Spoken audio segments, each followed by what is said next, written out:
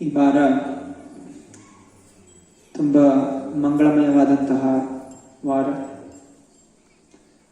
ಅನೇಕ ಭಕ್ತಿಗೆ ಸಂಬಂಧಪಟ್ಟಂತಹ ಹಬ್ಬಗಳು ಈ ವಾರದಲ್ಲಿ ಆಚರಿಸ್ತಾ ಇದ್ದೀವಿ. ಇವತ್ತಿನ ದಿವಸ ಶ್ರೀಪಾದ್ ಮಧ್ವಾಚಾರ್ಯರ ತಿರೋಭಾವ ದಿನ. ನಾಳೆಯ ದಿವಸ ಶ್ರೀಪಾದ್ ರಾಮಾನುಜಾಚಾರ್ಯರ ತಿರೋಭಾವ ದಿನ. ಬುಧವಾರ ವರಹ ಅವತರಿಸಿದಂತಹ ದಿನ. ಏಕಾದಶಿ ಅನಂತರ ಮರು ದಿವಸ ವರಹ ದ್ವಾದಶಿ, ಅನಂತರ ನಿತ್ಯಾನಂದ ತ್ರಯೋದಶಿ. ಪ್ರತಿ ದಿವಸವೂ ಭಗವಂತನು ಭಕ್ತರ ನೆನೆಸಲಿಕ್ಕೆ ನಮಗೆ ಅನೇಕ ಅವಕಾಶಗಳು ನಮಗೆ ಸಿಗ್ತಾ ಇದೆ. ಭೌತಿಕ ಜಗತ್ತಿನಲ್ಲಿ ಚಿಂತನೆ ಮಾಡಲಿಕ್ಕಿರೋದು ಒಂದು ಹೆಣ್ಣು, ಎರಡನೇದು ಹೊನ್ನು, ಮೂರನೇದು ಮಣ್ಣು. ಭೌತಿಕ ಜನ ಇದರ ಬಗ್ಗೆನೇ ಚಿಂತನೆ ಮಾಡ್ತಾ ಇರ್ತಾರೆ. ಅಧಿಕವಾಗಿ ಚಿಂತನೆ ಮಾಡಿ ಅಧಿಕವಾಗಿ ದುಃಖವನ್ನು ಅನುಭವಿಸಿ ನರಕಲೋಕಕ್ಕೆ ಹೋಗುತ್ತಾರೆ. ಇದು ಸಂಸಾರದ ಚಕ್ರ. ಸಂಸಾರ ಚಕ್ರದಲ್ಲಿ ಈ ಭೌತಿಕ ಇಂದ್ರಿಯಗಳಿಗೆ ಆಕರ್ಷಣೆ ಆಗುವಂತಹದ್ದು ಈ ಭೌತಿಕವಾದಂತಹ ವಸ್ತುಗಳು. ಅಜ್ಞಾನ ಅಹಂಕಾರಗಳ ಕಾರಣ ನಮ್ಮ ಮನಸ್ಸಿಗೆ ಪೂರ್ಣವಾಗಿ ಸಂತೋಷ ಕೊಡುವಂತಹ ವಸ್ತು, ಅಲ್ಪವಾಗಿ ಕೊಡುವಂತಹ ವಸ್ತು, ಇದರ ಭೇದ ಭಾವವನ್ನು ತಿಳಿಯದೆ, ಯಾರ ಆಶ್ರಯವನ್ನು ಪಡೆಯದೆ, ತಾನೇ ಸ್ವತಃ ಒಡೆಯನಾಗಿ ಎಲ್ಲವನ್ನೂ ಅನುಭವಿಸಬೇಕು ಅನ್ನುವಂತಹ ಇಚ್ಛೆಯಿಂದ ನಾನಾ ರೀತಿಯ ಕಾರ್ಯಗಳನ್ನು ಮಾಡುತ್ತಾ ಕೊನೆಯಲ್ಲಿ ಮಾಯೆಗೆ ಸೇವಕನಾಗಿ ಮಾಯೆಗೆ ಬೀಳುತ್ತಾನೆ. ಅದರಿಂದ ನಮ್ಮ ಜೀವನದಲ್ಲಿ ಕೃಷ್ಣನ ಅಧಿಕೃತ ಪ್ರತಿನಿಧಿಯಾದಂತಹ ಗುರುಗಳ ಒಂದು ಅವಶ್ಯಕತೆ ತುಂಬಾ ಬೇಕಾಗಿದೆ. ಎಲ್ಲಿ ತನಕ ನಾವು ಅಧಿಕೃತವಾದಂತಹ ಗುರುಗಳ ಆಶ್ರಯ ಪಡ್ಕೊಳ್ಳೋದಿಲ್ಲ, ಅಲ್ಲಿ ತನಕ ಪುನರಪಿ ಜನನಂ ಪುನರಪಿ ಮರಣಂ ಪುನರಪಿ ಜನನಿ ಜಠರೇ ಶಯನಂ. 84 ಲಕ್ಷ ಜೀವರಾಶಿಗಳಲ್ಲಿ ನಾನಾ ರೀತಿಯ ಕಷ್ಟಗಳನ್ನು ಅನುಭವಿಸುತ್ತಾ ಈ ಭೌತಿಕ ಜಗತ್ತಿನಲ್ಲಿ ನಾವು ನಾನಾ ರೀತಿಯ ತೊಂದರೆಗಳನ್ನು ಅನುಭವಿಸ್ತೀವಿ. ಆದ್ದರಿಂದ ಭಗವಂತ ತುಂಬಾ ಕೃಪಾಮಯಿ. ಭಗವಂತನಷ್ಟು ಕೃಪೆ ಜಗತ್ತಿನಲ್ಲಿ ಯಾರಿಗೂ ಇಲ್ಲ. ಆದ್ದರಿಂದ ನಾವೆಲ್ಲ ಭಗವಂತನನ್ನು ತೊರೆದು ಒದ್ದು ದೂರ ಆದರೂ ಕೂಡ ಪ್ರೀತಿಯುತವಾದಂತಹ ತಂದೆ ತಾಯಿ ಹೇಗೆ ಮಗುನ ಪ್ರೀತಿಸುತ್ತೋ ಹಾಗೆಯೇ ನಮ್ಮೆಲ್ಲರ ಸೃಷ್ಟಿಕರ್ತನಾದಂತಹ ಕೃಷ್ಣ ಬಾರಿ ಈ ಭೌತಿಕ ಜಗತ್ತಿಗೆ ಬರುತ್ತಾನೆ. ಬಾರಿ ಅನೇಕ ಪ್ರತಿನಿಧಿಗಳನ್ನು ಕಳಿಸ್ತಾನೆ. ಯಾವ ಜೀವಿ, ಬದ್ಧ ಜೀವಿ ಆ ಪ್ರತಿನಿಧಿಗಳ ಆಶ್ರಯವನ್ನು ಪಡ್ಕೋತಾನೆ, ಭಗವಂತ ಕೊಟ್ಟಿರುವಂತಹ ಉಪದೇಶವನ್ನು ಅನುಸರಿಸ್ತಾನೆ, ಅವನು ಈ ಬದ್ಧ ಜೀವನದಿಂದ ಮುಕ್ತನಾಗ್ತಾನೆ. ಇಲ್ಲಿ ಉದ್ಧವ ಹೇಳ್ತಾ ಇದ್ದಾನೆ, ಹೇ ಕೃಷ್ಣ, ನಿನ್ನ ಎಷ್ಟು ಕರುಣಾಮಯಿ, ನಿನ್ನ ಕೃತಜ್ಞತೆಯನ್ನು ನಾವು ಬ್ರಹ್ಮನ ಜೀವನ ಕೊಟ್ಟರೂ ಕೂಡ ನಾವು ತೀರಿಸ್ಲಿಕ್ಕೆ ಸಾಧ್ಯ ಇಲ್ಲ. ಯಾಕಂದರೆ ಯಾವಾಗ ನಮಗೆ ಆ ಕೃಷ್ಣನ ಚರಣ ಕಮಲಗಳಲ್ಲಿರುವಂತಹ ಒಂದು ಆನಂದ ನಮಗೆ ಪ್ರಾಪ್ತಿಯಾಗುತ್ತೆ, ಆವಾಗ ಅದಕ್ಕಿಂತ ಶ್ರೇಷ್ಠವಾದದ್ದು ಬೇರೆ ಏನೂ ಇಲ್ಲ ಅನ್ನೋಂಥ ಅರಿವಿಕೆ ನಮಗಾಗತ್ತೆ. ಎಂತಹ ದೊಡ್ಡ ಕವಿಗಳು ಕೂಡ ಆ ಒಂದು ಆನಂದವನ್ನು ಪೂರ್ಣವಾಗಿ ವ್ಯಕ್ತಪಡಿಸಲು ಸಾಧ್ಯ ಇಲ್ಲ. ಇಲ್ಲಿ ಉದ್ಧವ ತಿಳಿಸ್ತಾ ಇದ್ದಾರೆ. ಆದರೆ ಆ ಆನಂದ ನಮಗೆ ಅನುಭವ ಆಗಬೇಕು ಅಂತ ಹೇಳಿದ್ರೆ ನಾವು ಇಂದ್ರಿಯ ಭೋಗದಲ್ಲಿ ತೊಡಗುವಂತಹ ಕಾರ್ಯಗಳನ್ನು ನಾವು ಬಿಡಬೇಕು. ಎಲ್ಲಿ ತನಕ ನಮಗೆ ನೀಚವಾದಂತಹ ರುಚಿಗಳು ಆಸ್ವಾದಿಸ್ತಾ ಇರ್ತೀವಿ, ನಮಗೆ ಉತ್ತಮವಾದಂತಹ ರುಚಿಗಳು ಅನುಭವ ಆಗೋದಿಲ್ಲ. ಆದ್ದರಿಂದ ಆಚಾರ್ಯರು ನಮಗೆ ನಿಯಮಗಳನ್ನು ಕೊಡ್ತಾರೆ, ಕೃಪೆಯನ್ನು ಕೊಡುತ್ತಾರೆ, ಆಶೀರ್ವಾದ ಕೊಡ್ತಾರೆ, ಹಾಗೂ ನಿಯಮಗಳನ್ನು ಕೊಡುತ್ತಾರೆ. 4 ನಿಯಮಗಳು: ಜೂಜಾಟ ಇಲ್ಲ, ಮದ್ಯಪಾನ ಇಲ್ಲ, ಮಾಂಸ ಭಕ್ಷಣೆ ಇಲ್ಲ, ಹಾಗೂ ಅನೈತಿಕ ಸಂಬಂಧ ಇಲ್ಲ.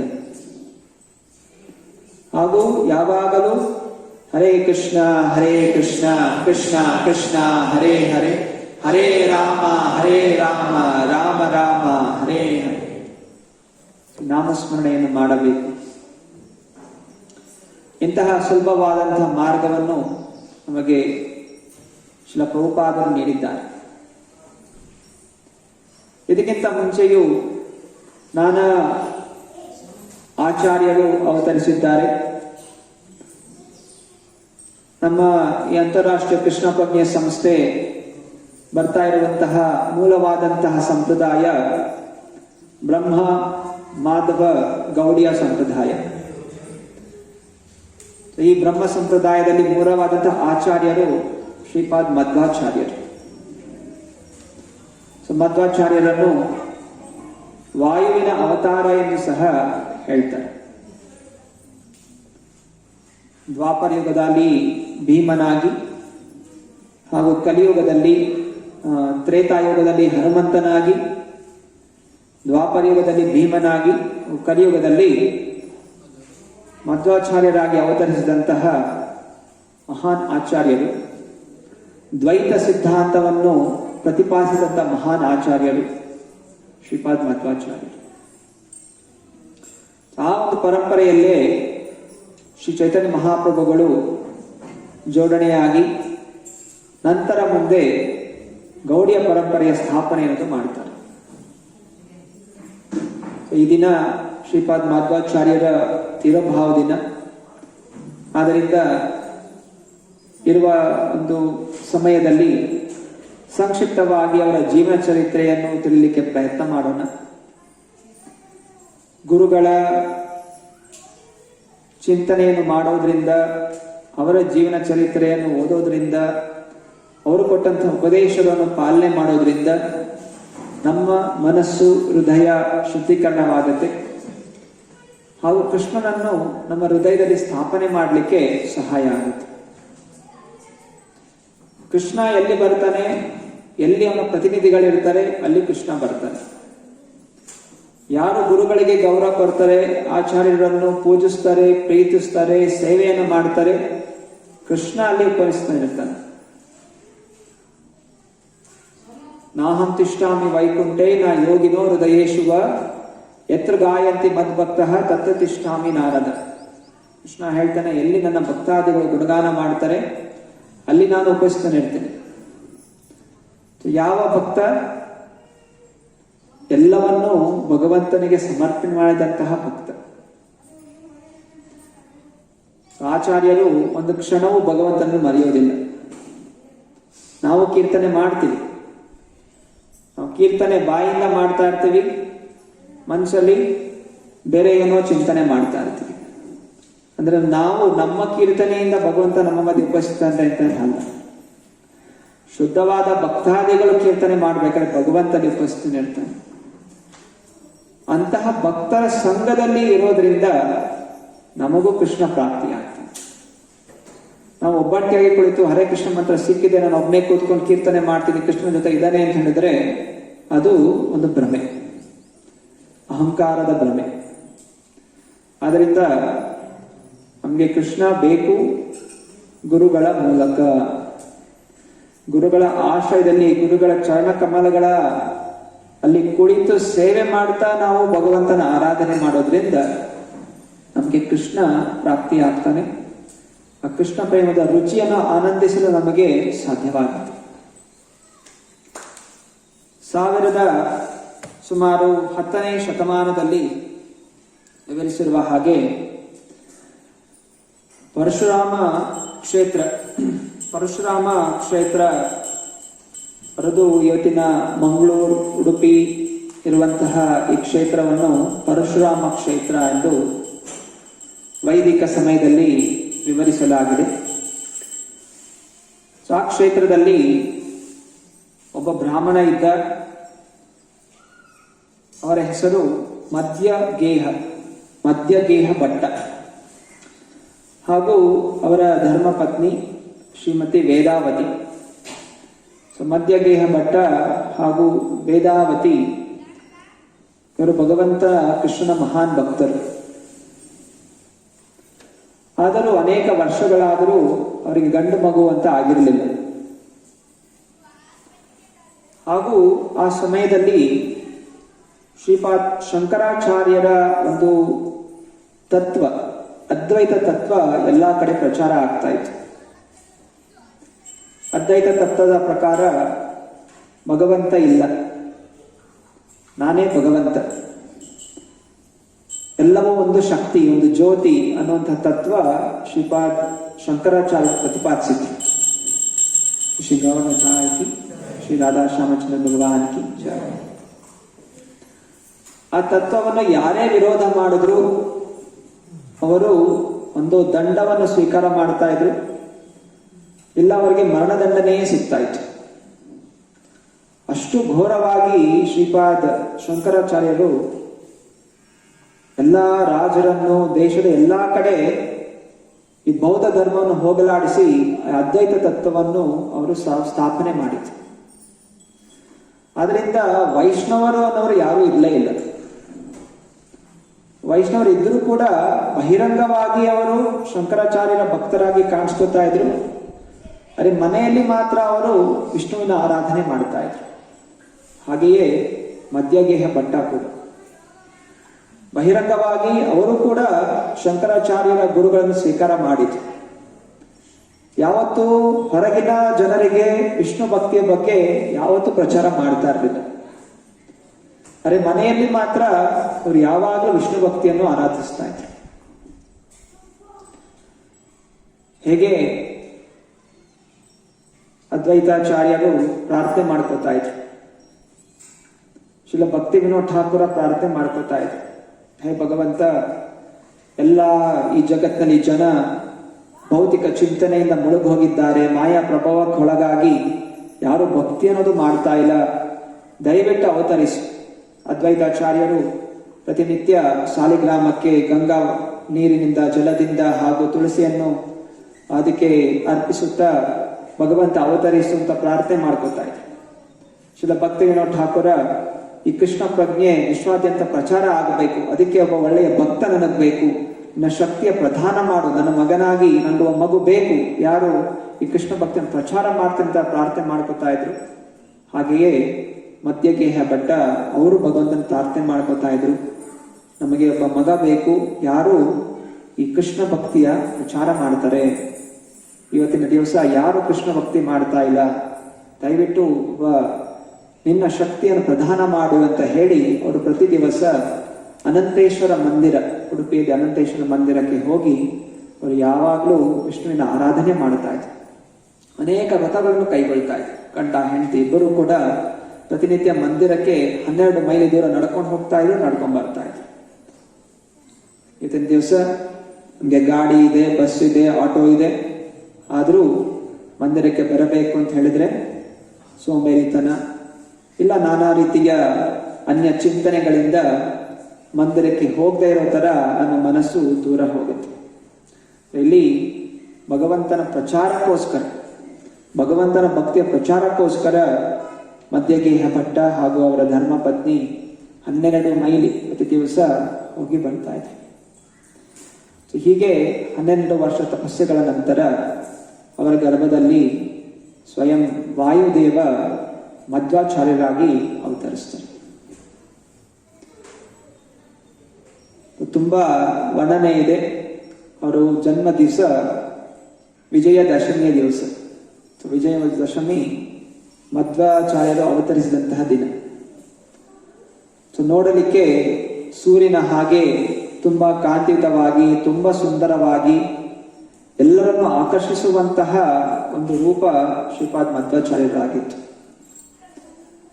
ಹೇಗೆ ಭೀಮ ತುಂಬಾ ಬಲಿಷ್ಠನಾಗಿದ್ದ, ಹಾಗೆಯೇ ಮಧ್ವಾಚಾರ್ಯರು ಸಣ್ಣ ಬಾಲಕನಾಗಿದ್ರು ನೋಡ್ಲಿಕ್ಕೆ ತುಂಬಾ ಬಲಿಷ್ಠವಾಗಿ ಕಾಣ್ತಾ ಇದ್ರು. ಅವರನ್ನು ಸಣ್ಣ ಮಗುವಾಗಿರಬೇಕಾದ್ರೆ ಅವರಿಗೆ ವಾಸುದೇವ ಅಂತ ನಾಮಕರಣ ಮಾಡಿದ್ರು ತಂದೆ ತಾಯಿ. ತಂದೆ ತಾಯಿ ಅವರನ್ನು ವಸುದೇವ ಅನ್ನುವಂತಹ ನಾಮದಿಂದ ಕರೀತಾ ಇದ್ರು. ಸಣ್ಣ ಮಗುವಾಗಿರ್ಬೇಕಾದ್ರೇನೆ ಅವ್ರಿಗೆ ಯಾವಾಗಲೂ ತುಂಬಾ ಹಸಿವು. ತನ್ನ ತಾಯಿಯಿಂದ ಪ್ರತಿ ಅರ್ಧ ಗಂಟೆಗೆ ಅವರು ಹಾಲು ಕುಡಿತಾ ಇದ್ರು. ಸ್ವಲ್ಪ ದೂರ ಬಿಟ್ಟನ್ನು ತಿರ್ಗಾ ಅಮ್ಮ ಅಂತ ಅವರು ಅಳ್ತಾ ಇದ್ರು. ಹೀಗೆ ಭೀಮ ಹೇಗೆ ವೃಕೋಧರ, ಹಸಿವು ಜಾಸ್ತಿ, ಯಾವಾಗಲೂ ತುಂಬಾ ಆಹಾರವನ್ನು ಸೇವನೆ ಮಾಡ್ತಾ ಇದ್ರು. ಹಾಗೆ ಪ್ರತಿರೂಪವಾದಂತಹ ಶ್ರೀಪಾದ್ ಮಧ್ವಾಚಾರ್ಯರು ತುಂಬಾ ಆಹಾರವನ್ನು ಸಣ್ಣ ಮಗುವಾಗಿರ್ಬೇಕಾದ್ರೆ ಸೇವನೆ ಮಾಡ್ತಾ ಇದ್ರು. ಒಂದ್ ದಿವಸ ಸಣ್ಣ ಮಗುವಾಗಿರ್ಬೇಕಾದ್ರೆ ಸುಮಾರು 6 ತಿಂಗಳು 1 ವರ್ಷದ ಸಮಯದಲ್ಲಿ ಪದ್ಮಾವತಿ, ವೇದಾವತಿ ಅವರ ತಾಯಿ ಆ ಮಗುವನ್ನು ತನ್ನ ಮಗಳ ಕೈಲಿ ಕೊಟ್ಟಿರ್ತಾರೆ. ಸ್ವಲ್ಪ ಹೊತ್ತು ನೋಡ್ಕೋ, ನಾನು ಇಲ್ಲೇ ಹೋಗಿ ಬರ್ತೀನಿ ಅಂತ. ಅಷ್ಟರಲ್ಲಿ ವಸುದೇವ ಜೋರಾಗಿ ಅಳ್ಲಿಕ್ಕೆ ಶುರು ಮಾಡ್ತಾನೆ, ಹಸಿವಾಗ್ತಾ ಇದ್ದೇನೆ ಅಂದ್ರೆ ಬೇಕು ಅಂತ. ಅವನ ಅಕ್ಕ ಎಷ್ಟು ಸಮಾಧಾನ ಪಡಿಸಿದ್ರೇನು ಏನೇನೋ ಅವನು ಅಳು ನಿಲ್ಲಿಸ್ತಾ ಇಲ್ಲ. ಮತ್ತೆ ಹೋಗಿ ತಾಯಿನ ಕರ್ಕೊಂಡ್ ಬರ್ತೀನಿ ಅಂತ ಹೇಳಿ ಅಲ್ಲಿ ಸಮೀಪದಲ್ಲಿ ಒಂದು ಚೀಲ ಇರುತ್ತೆ. ಆ ಚೀಲದಲ್ಲಿ ಆಕಳಿಗೆ ತಿನ್ನಿಸ್ಲಿಕ್ಕೆ ಅಂತ ಹಿಂಡಿ ಇರುತ್ತೆ. ಸುಮಾರು ಒಂದು ದೊಡ್ಡ ಚೀಲ, 40 kg ಅಷ್ಟು ಹಿಂಡಿ ಇರುತ್ತೆ. ಅದರ ಪಕ್ಕ ಕೂಡಿಸ್ಬಿಟ್ಟು, ಸರಿ ಏನೋ ಒಂದು ಸ್ವಲ್ಪ ಕಾಳುಗಳಿದೆ, ಅದನ್ನು ಸ್ವಲ್ಪ ಸ್ವಲ್ಪ ತಿನ್ಕೊಂಡಿರು ಅಂತ ಹೇಳಿ ಆ ಮಗುನಲ್ಲೇ ಬಿಟ್ಟು ತಾಯಿನ ಕರ್ಲಿಕ್ಕೆ ಹೋಗ್ತಾನೆ.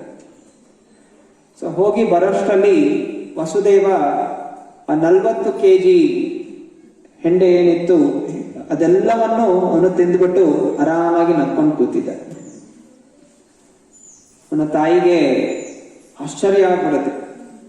ಇಷ್ಟೊಂದು ಒಂದು ಚೀಲ, ಒಂದು ದೊಡ್ಡ ದನ ಕೂಡ, ಎತ್ತು ಕೂಡ ತಿನ್ಲಿಕ್ಕೆ ಆಗೋದಿಲ್ಲ. ಅಷ್ಟನ್ನು ತಿಂದು ಜೀರ್ಣಿಸ್ಕೊಂಡು ಆರಾಮಾಗಿ ನಗ್ತಾ ಕೂತಿದ್ದನಲ್ಲ ಈ ಸಣ್ಣ ಮಗು, ನಿಜವಾಗ್ಲೂ ಇದೊಂದು ದಿವ್ಯವಾದಂತಹ ವ್ಯಕ್ತಿಯೇ ಅನ್ನೋದು ಅವರಿಗೆ ಆಭಾಸ ಆಗ್ತಾ ಇತ್ತು. ಹೀಗೆ ಸಣ್ಣ ಬಾಲಕನಾಗಿದ್ರು ಶ್ರೀಪಾದ್ ಮಧ್ವಾಚಾರ್ಯರು ಅದ್ಭುತವಾದಂತಹ ಲೀಲೆಗಳನ್ನು ಅವರು ಪ್ರದರ್ಶನ ಮಾಡ್ತಾ ಇದ್ರು. ಮುಂದೆ ಅವರು 1 ವರ್ಷದ ಬಾಲಕನಾಗಿರ್ಬೇಕಾದ್ರೆ ಅವರ ಮನೆಗೆ ಒಬ್ಬ ವ್ಯಾಪಾರಿ ಬರ್ತಾನೆ, ಕಾಕಾ ಶೆಟ್ಟಿ ಅಂತ. ಅವರಿಂದ ಅವರ ತಂದೆ ಒಂದು ಎತ್ತವನ್ನು ಸಾಲವಾಗಿ ಇಸ್ಕೊಂಡಿರ್ತಾರೆ. ಒಂದು ಎತ್ತನ್ನು ಖರೀದಿ ಮಾಡ್ಲಿಕ್ಕೆ ಅವರಿಂದ ಸಾಲ ಮಾಡ್ಕೊಂಡಿರ್ತಾರೆ. ಅರೆ ಮತ್ತೆ ಪುನಃ ಸಾಲವನ್ನು ತೀರಿಸ್ಲಿಕ್ಕೆ ಅವ್ರ ಹತ್ರ ಹಣ ಇರಲಿಲ್ಲ. ಆದ್ರಿಂದ ಬಾರಿ ಬಾರಿ ಆ ಕಾಕಾ ಶೆಟ್ಟಿ ಬಂದು ಮನೆ ಮುಂದೆ ಬಂದು ಧರಣಿ ಮಾಡೋದು, ನನ್ನ ಹಣ ನನ್ಗೆ ವಾಪಸ್ ಕೊಡು ಅಂತ. ಆ ದಿವಸ ಅಂತೂ ಅವನು ಅಲ್ಲೇ ಮನೆ ಮುಂದೆ ಬಂದು ಕೂತ್ಕೊಂಡ್ಬಿಡ್ತಾನೆ. ನೀನ್ ಹಣ ಕೊಡ್ಲಿಲ್ಲ ಅಂತ ಹೇಳಿದ್ರೆ ಉಪವಾಸ ಮಾಡಿ ನಾನು ಇಲ್ಲೇ ದೇಹ ಪ್ರಾಣ ಬಿಟ್ಬಿಡ್ತೀನಿ ಅಂತ. ಮತ್ತೆ ತಂದೆ ತಾಯಿ ಇಬ್ಬರು ಚಿಂತೆ ಆಗ್ತಾ ಇರುತ್ತೆ, ಏನ್ ಮಾಡೋದು, ಅತಿಥಿಗಳು ಮನೆಗೆ ಬಂದು ಈ ತರ ಪ್ರಾಣ ಬಿಟ್ಬಿಟ್ರೆ ಮತ್ತೆ ನಮ್ಮ ಜೀವನ ಹಾಳಾಗುತ್ತೆ, ಹಣ ಕೊಡ್ಲಿಕ್ಕೂ ಸಾಲ ಮಾಡಿದೀವಿ, ಹಣ ಕೊಡ್ಲಿಕ್ಕೂ ಆಗ್ತಾ ಇಲ್ಲ, ಏನ್ ಮಾಡಬೇಕು ಅಂತ ಹೇಳಿ ತುಂಬಾ ದುಃಖಿತರಾಗಿರ್ತಾರೆ. ಆಗ ಸಣ್ಣ ಬಾಲಕ ವಸುದೇವ ಹೋಗಿ ತಂದೆನ ಕೇಳ್ತಾನೆ, ಬನ್ನಿ ತಂದೆ ಊಟ ಮಾಡೋಣ ಬನ್ನಿ ಅಂತ. ಹೇಳ್ತಾನೆ, ಇಲ್ಲ ನಾನು ಊಟ ಮಾಡೋದಿಲ್ಲ, ಅತಿಥಿಗಳು ಬಂದಿದ್ದಾರೆ, ಅವರು ಊಟ ಮಾಡ್ತಿಲ್ಲ, ನಾನು ಊಟ ಮಾಡೋದಿಲ್ಲ. ಏನ್ ಚಿಂತನೆ ಹೇಳಿ. ತಂದೆ ಸಣ್ಣ ಬಾಲಕ, 1 ವರ್ಷದ ಬಾಲಕ, ಏನ್ ಅರ್ಥ ಆಗತ್ತೆ, ಆದ್ರೂ ಅಷ್ಟೇ ಹೇಳ್ತಾನೆ, ಯಾರೊಬ್ಬರು ಬಂದಿದ್ದಾರೆ, ಅವ್ರಿಗೆ ನಾನು ಹಣ ಕೊಟ್ಟಿಲ್ಲ, ಹಣ ಕೊಡಬೇಕು, ಅವರು ಸಾಲ ಮಾಡಿದ್ದೀನಿ ಅಂತ ಎಷ್ಟು ಮಾತು ಹೇಳ್ತಾರೆ. ಅದಕ್ಕೆ ಸಣ್ಣ ವಸುದೇವ ಹೇಳ್ತಾನೆ, ಅದಕ್ಕೆ ಯಾಕೆ ಚಿಂತನೆ ಮಾಡ್ತೀರಾ, ಎಲ್ಲ ತೊಂದರೆ ನಾನು ಸರಿಪಡಿಸ್ತೀನಿ ಅಂತ ಹೇಳಿ ಅವನು ಆ ವ್ಯಕ್ತಿ ಹತ್ರ ಹೋಗಿ ಭೇಟಿ ಆಗ್ತಾನೆ. ಕಾಕಾ ಶೆಟ್ಟಿ ಹತ್ರ ಹೋಗ್ತಾನೆ. ಬನ್ನಿ ನನ್ನ ಜೊತೆ ಅಂತ ಹೇಳಿ ಆ ಕಾಕಾ ಶೆಟ್ಟಿನ ಕೈಯಲ್ಲಿ ಹಿಡ್ಕೊಂಡು ತಮ್ಮ ಮನೆಯ ಹಿಂಭಾಗಕ್ಕೆ ಕರ್ಕೊಂಡು ಹೋಗ್ತಾನೆ. ಮನೆ ಹಿಂಭಾಗ ಕರ್ಕೊಂಡು ಹೋದಾಗ ಅಲ್ಲೊಂದು ದೊಡ್ಡ ಹುಣಸೆ ಮರ ಇರುತ್ತೆ. ಆ ಹುಣಸೆ ಮರ ಅಲ್ಲಿ ಎಲ್ಲ ಹಣ್ಣಾಗಿ ಬಿದ್ದಿರುತ್ತೆ, ಅನೇಕ ಹುಣಸೆ ಹಣ್ಣುಗಳು ಕೆಳಗೆ ಬಿದ್ದಿರುತ್ತೆ. ಅದೆಲ್ಲ ತಗೊಂಡು ಅದನ್ನ ಸುಲಿತಾನೆ, ಅಲ್ಲಿ ಹುಣಸೆ ಹಣ್ಣಿನ ಬೀಜಗಳಿರುತ್ತೆ. ಆ ಬೀಜಗಳನ್ನ ತಗೊಂಡು ಕಾಕಾ ಶೆಟ್ಟಿ ಕೈ ಕೊಡಕ್ ಹೋಗ್ತಾನೆ, ತಗೋ ನಿನ್ ಸಾಲ ತೀರುತ್ತೆ ಅಂತ. ಕಾಕಾ ಶೆಟ್ಟಿಗೆ ಆಶ್ಚರ್ಯ ಆಗುತ್ತೆ, ನಾನು ಕೊಟ್ಟಿದ್ದೆಷ್ಟು ಚಿನ್ನದ ನಾಣ್ಯಗಳು ಈ ಹುಣಸೆ ಬೀಜದಿಂದ ಏನಾಗುತ್ತೆ ಅಂತ. ನೀನ್ ಮೊದಲು ಕೈ ತೋರ್ಸು, ನಾನೇನ್ ಕೊಡ್ತಾ ಇದ್ದೀನಿ ಹಿಡ್ಕೋ, ನಿನ್ಗೆ ಬೇಕಾಗಿರೋದು ಸಿಗುತ್ತೆ ಅಂತ. ಯಾವಾಗ ವಸುದೇವ ಅವನ ಕೈಗೆ ಆ ಹುಣಸೆ ಬೀಜಗಳನ್ನು ಕೊಡ್ತಾನೆ, ಕಾಕಾ ಶೆಟ್ಟಿ ಯಾವಾಗ ಕೈ ತೆಗೆದು ನೋಡ್ತಾನೆ, ಆ ಹುಣಸೆ ಬೀಜಗಳು ಚಿನ್ನದ ನಾಣ್ಯವಾಗಿ ಪರಿವರ್ತನೆಗೊಳ್ಳುತ್ತೆ. ಕಾಕಾ ಶೆಟ್ಟಿಗೆ ತುಂಬಾ ಆಶ್ಚರ್ಯ ಆಗ್ಬಿಡುತ್ತೆ, ಎಂತಹ ಅದ್ಭುತ, ಹುಣಸೆ ಬೀಜದಿಂದ ಚಿನ್ನದ ನಾಣ್ಯಗಳಾಗಿದೆ. ಹಾಗೂ ಅವನು ಎಷ್ಟು ಸಾಲ ಕೊಟ್ಟಿದ್ದ ಅದಕ್ಕಿಂತ ಹೆಚ್ಚಾಗಿ ನಾಣ್ಯಗಳಲ್ಲಿತ್ತು. ವಸುದೇವ ಕೇಳ್ತಾನೆ, ನಿನ್ನ ಸಾಲ ಪೂರ್ಣ ಆಯ್ತಾ ಅಂತ. ಸೊ ತುಂಬಾ ಖುಷಿಯಿಂದ ಪೂರ್ಣ ಆಯ್ತು ಅಂತ ಹೇಳಿ ಅವನು ಖುಷಿಯಿಂದ ಹೋಗಿ ಅವರ ತಂದೆಗೆ ಹೇಳ್ತಾನೆ, ನಿನ್ನ ಸಾಲ ಎಲ್ಲ ತೀರ್ತು ಅಂತ ಹೇಳಿ ಖುಷಿಯಿಂದ ಹೊಟ್ಟೋಗ್ಬಿಡ್ತಾನೆ. ಸೊ ತಂದೆ ತಾಯಿಗೂ ಇಬ್ಬರಿಗೂ ಆಶ್ಚರ್ಯ, ಎಂತಹ ಅದ್ಭುತವಾದಂತಹ ಪವಾಡ ಈ ಸಣ್ಣ ಬಾಲಕ ಮಾಡ್ತಾ ಇದ್ದಾನೆ ಅಂತ ಹೇಳಿ ಅವರು ಆಶ್ಚರ್ಯ ಪಡ್ತಾರೆ. ಕೆಲವು ದಿವಸಗಳ ನಂತರ ಮತ್ತೆ ಪುನಃ ಕಾಕಾ ಶೆಟ್ಟಿ ಬರ್ತಾನೆ. ಅದು ಬೇರೆ ಯಾವುದೋ ಒಂದು ರೀತಿಯ ಸಾಲ ಇತ್ತು, ಅದನ್ನು ತೀರಿಸ್ಬೇಕು ಅಂತ ಹೇಳಿ ತಿರ್ಗಾ ಬಂದಿರ್ತಾನೆ. ಈಗ ಕಾಕಾ ಶೆಟ್ಟಿ ಯೋಚನೆ ಮಾಡಿರ್ತಾನೆ, ಕಳೆದ ಸಲನೂ ಏನೋ ಚಿನ್ನದ ನಾಣ್ಯ ಸಿಕ್ಕಿತ್ತು, ಬಹುಶಃ ಈ ಸಲ ಇನ್ನು ದೊಡ್ಡ ಚೀಲದಲ್ಲಿ ನಾಣ್ಯ ಸಿಗ್ಬಹುದು ಅಂತ ಹೇಳಿ ಆಸೆಯಿಂದ ಬಂದಿರ್ತಾನೆ. ಆದರೆ ಈ ಸಲ ಮಾಧ್ವಾಚಾರ್ಯರು ವಸುದೇವ ಏನ್ ಮಾಡ್ತಾನೆ, ಅವ್ರು ಕರ್ಕೊಂಡು ಹೋಗಿ ಅವರಿಗೆ ಕೃಷ್ಣನ ಬೋಧನೆ ಮಾಡ್ತಾರೆ. ಕೃಷ್ಣನ ಬೋಧನೆ ಮಾಡಿ ಅವನನ್ನು ಭಕ್ತನಾಗಿ ಪರಿವರ್ತನೆಗೊಳಿಸ್ಬಿಡ್ತಾರೆ. ಹೀಗೆ ಆಚಾರ್ಯರು ಜನರಲ್ಲಿ ಕೇವಲ ಭೌತಿಕ ವಿಚಾರಗಳಲ್ಲಿ ಹೋಗ್ಲಿಕ್ಕೆ ಆಶೀರ್ವಾದ ಮಾಡೋದಿಲ್ಲ, ಬದಲಾಗಿ ಅವರು ಕೃಪೆ ಕೊಡ್ತಾರೆ. ಹೇಗೆ ಬದ್ಧ ಜೀವನದಿಂದ ಅವರನ್ನು ಆಧ್ಯಾತ್ಮಿಕ ಚಿಂತನೆ ಕಡೆ ಸೆಳಿಬೇಕು ಅನ್ನೋದನ್ನು ಅವರು ಯೋಚನೆ ಮಾಡ್ತಾರೆ. ವಸುದೇವ ಕೃಪೆ ಕೊಟ್ಟು ಕಾಕಾ ಶೆಟ್ಟಿಯನ್ನು ಭಕ್ತನಾಗಿ ಪರಿವರ್ತನೆಗೊಳಿಸ್ತಾರೆ. ಹೀಗೆ ಸಣ್ಣ ಬಾಲಕನಲ್ಲಿಯೂ ತುಂಬಾ ಬಲಿಷ್ಠನಾದಂತಹ ಮಾಧ್ವಾಚಾರ್ಯ ವಸುದೇವ ತುಂಬಾ ತುಂಟತನವನ್ನು ಮಾಡ್ತಾ ಇದ್ದ. ಹಲವು ಕಡೆ ಓಡೋಗ್ಬಿಡ್ತಾ ಇದ್ದ. ಕೆಲವೊಮ್ಮೆ ತಂದೆ ತಾಯಿಯಿಂದ ಬಿಟ್ಟು ಅವನು ಒಬ್ಬೊಬ್ಬನೇ ಕಾಡಲ್ಲಿ ಹೋಗ್ಬಿಡ್ತಾ ಇದ್ದ. ಹೀಗೆ ಒಂದು ದಿವಸ ಸ್ವಂತವಾಗಿ ಅವನಲ್ಲಿ ಕಾಡಲ್ಲಿ ಹೋಗಿರ್ಬೇಕಾದ್ರೆ ಒಂದು ಅಸುರ ಸರ್ಪದ ರೂಪದಲ್ಲಿ ಅವನಲ್ಲಿ ಮಧ್ವಾಚಾರ್ಯರನ್ನು ವಸುದೇವನನ್ನು ಕಚ್ಚಲಿಕ್ಕೆ ಬರುತ್ತೆ. ಆಗ ತುಂಬಾ ಭಯಂಕರವಾದಂತಹ ಹಾವು, ಹೇಳಲಾಗಿದೆ ದ್ವಾಪರಯುಗದ ಅಸುರ ಅದು. ದ್ವಾಪರಯುಗದ ಅಸುರ ಒಂದು ಇನ್ನೂ ಹಾಗೆ ಉಳ್ಕೊಂಡಿದ್ದ ಕಾಡಲ್ಲಿ ಸರ್ಪದ ರೂಪದಲ್ಲಿ. ಅದು ಯಾವಾಗ ಮಧ್ವಾಚಾರ್ಯ ವಸುದೇವನನ್ನು ಕಚ್ಚಲಿಕ್ಕೆ ಬರುತ್ತೆ, ಮಧ್ವಾಚಾರ್ಯ ಎಗರಿ ತನ್ನ ಹೆಬ್ಬಟ್ಟಿನಿಂದ, ಪಾದದ ಹೆಬ್ಬಟ್ಟಿನಿಂದ ಅದರ ತಲೆ ಮೇಲೆ ತುಳಿತಾರೆ. ತಲೆ ಮೇಲೆ ತುಳಿದ ತಕ್ಷಣ ಅದು ಅಲ್ಲೇ ಸತ್ತೋಗ್ಬಿಡುತ್ತೆ. ಕೇವಲ ಹೆಬ್ಬಟ್ಟಿನ ಒಂದು ಒತ್ತಡದಿಂದ ಅಂತಹ ಬಲಿಷ್ಠವಾದಂತಹ ಸರ್ಪ ಅಸುರವನ್ನು ಸಂಹಾರ ಮಾಡ್ತಾನೆ. ಅಷ್ಟರಲ್ಲಿ ಅವನ ತಾಯಿ ನೋಡ್ತಾರೆ, ಸುತ್ತಮುತ್ತ ವಸುದೇವ ಕಾಣಿಸ್ತಾ ಇಲ್ಲ. ಪ್ರೀತಿಯಿಂದ ಕರೀತಾರೆ, ವಸುದೇವ ಎಲ್ಲಿದ್ಯಾ ಅಂತ ಅವರು ಜೋರಾಗಿ ಕೂಗ್ಲಿಕ್ಕೆ ಶುರು ಮಾಡ್ತಾರೆ. ವಸುದೇವ ತುಂಬಾ ದೂರ ಇದ್ದ, ಎಷ್ಟೋ ಮೈಲಿ ದೂರ ಇದ್ದ. ಸೊ ಯಾವಾಗ ಅವನಿಗೆ ಗೊತ್ತಾಗುತ್ತೆ ನನ್ನ ತಾಯಿ ಕರೀತಾ ಇದ್ದಾಳೆ, ಅವನು ಜೋರಾಗಿ ಅಲ್ಲಿಂದ ಎಗರುತ್ತಾನೆ. ಎಷ್ಟೋ ಮೇಲೆ ದೂರದ ಎಗರಿ ಸೀದಾ ಅವನ ಮನೆ ಮುಂದೆ ಬಂದು ಅವನು ನಿಲ್ತಾನೆ. ಇವತ್ತು ಕೂಡ ನಾವು ಉಡುಪಿಗೆ ಹೋದಾಗ ಅವರ ಜನ್ಮಸ್ಥಾನ ಪಾಜಕ ಕ್ಷೇತ್ರ. ಸೊ ಪಾಜಕದಲ್ಲಿ ಮಧ್ವಾಚಾರ್ಯರ ಪಾದದ ಗುರುತು ಇವತ್ತು ಕಂಡು ಬರುತ್ತೆ. ಅವನು ಎಗರಿದಾಗ ಬಂದು ಯಾವ ಕಲ್ಲು ಮೇಲೆ ಕೂರ್ತಾನೆ, ಆ ಕಲ್ಲ ಮೇಲೆ ಅವರ ಪಾದದ ಗುರುತು ಹಾಗೆ ಇದೆ, ಪಾದ ಚಿಹ್ನೆ ಹಾಗೆ ಇದೆ.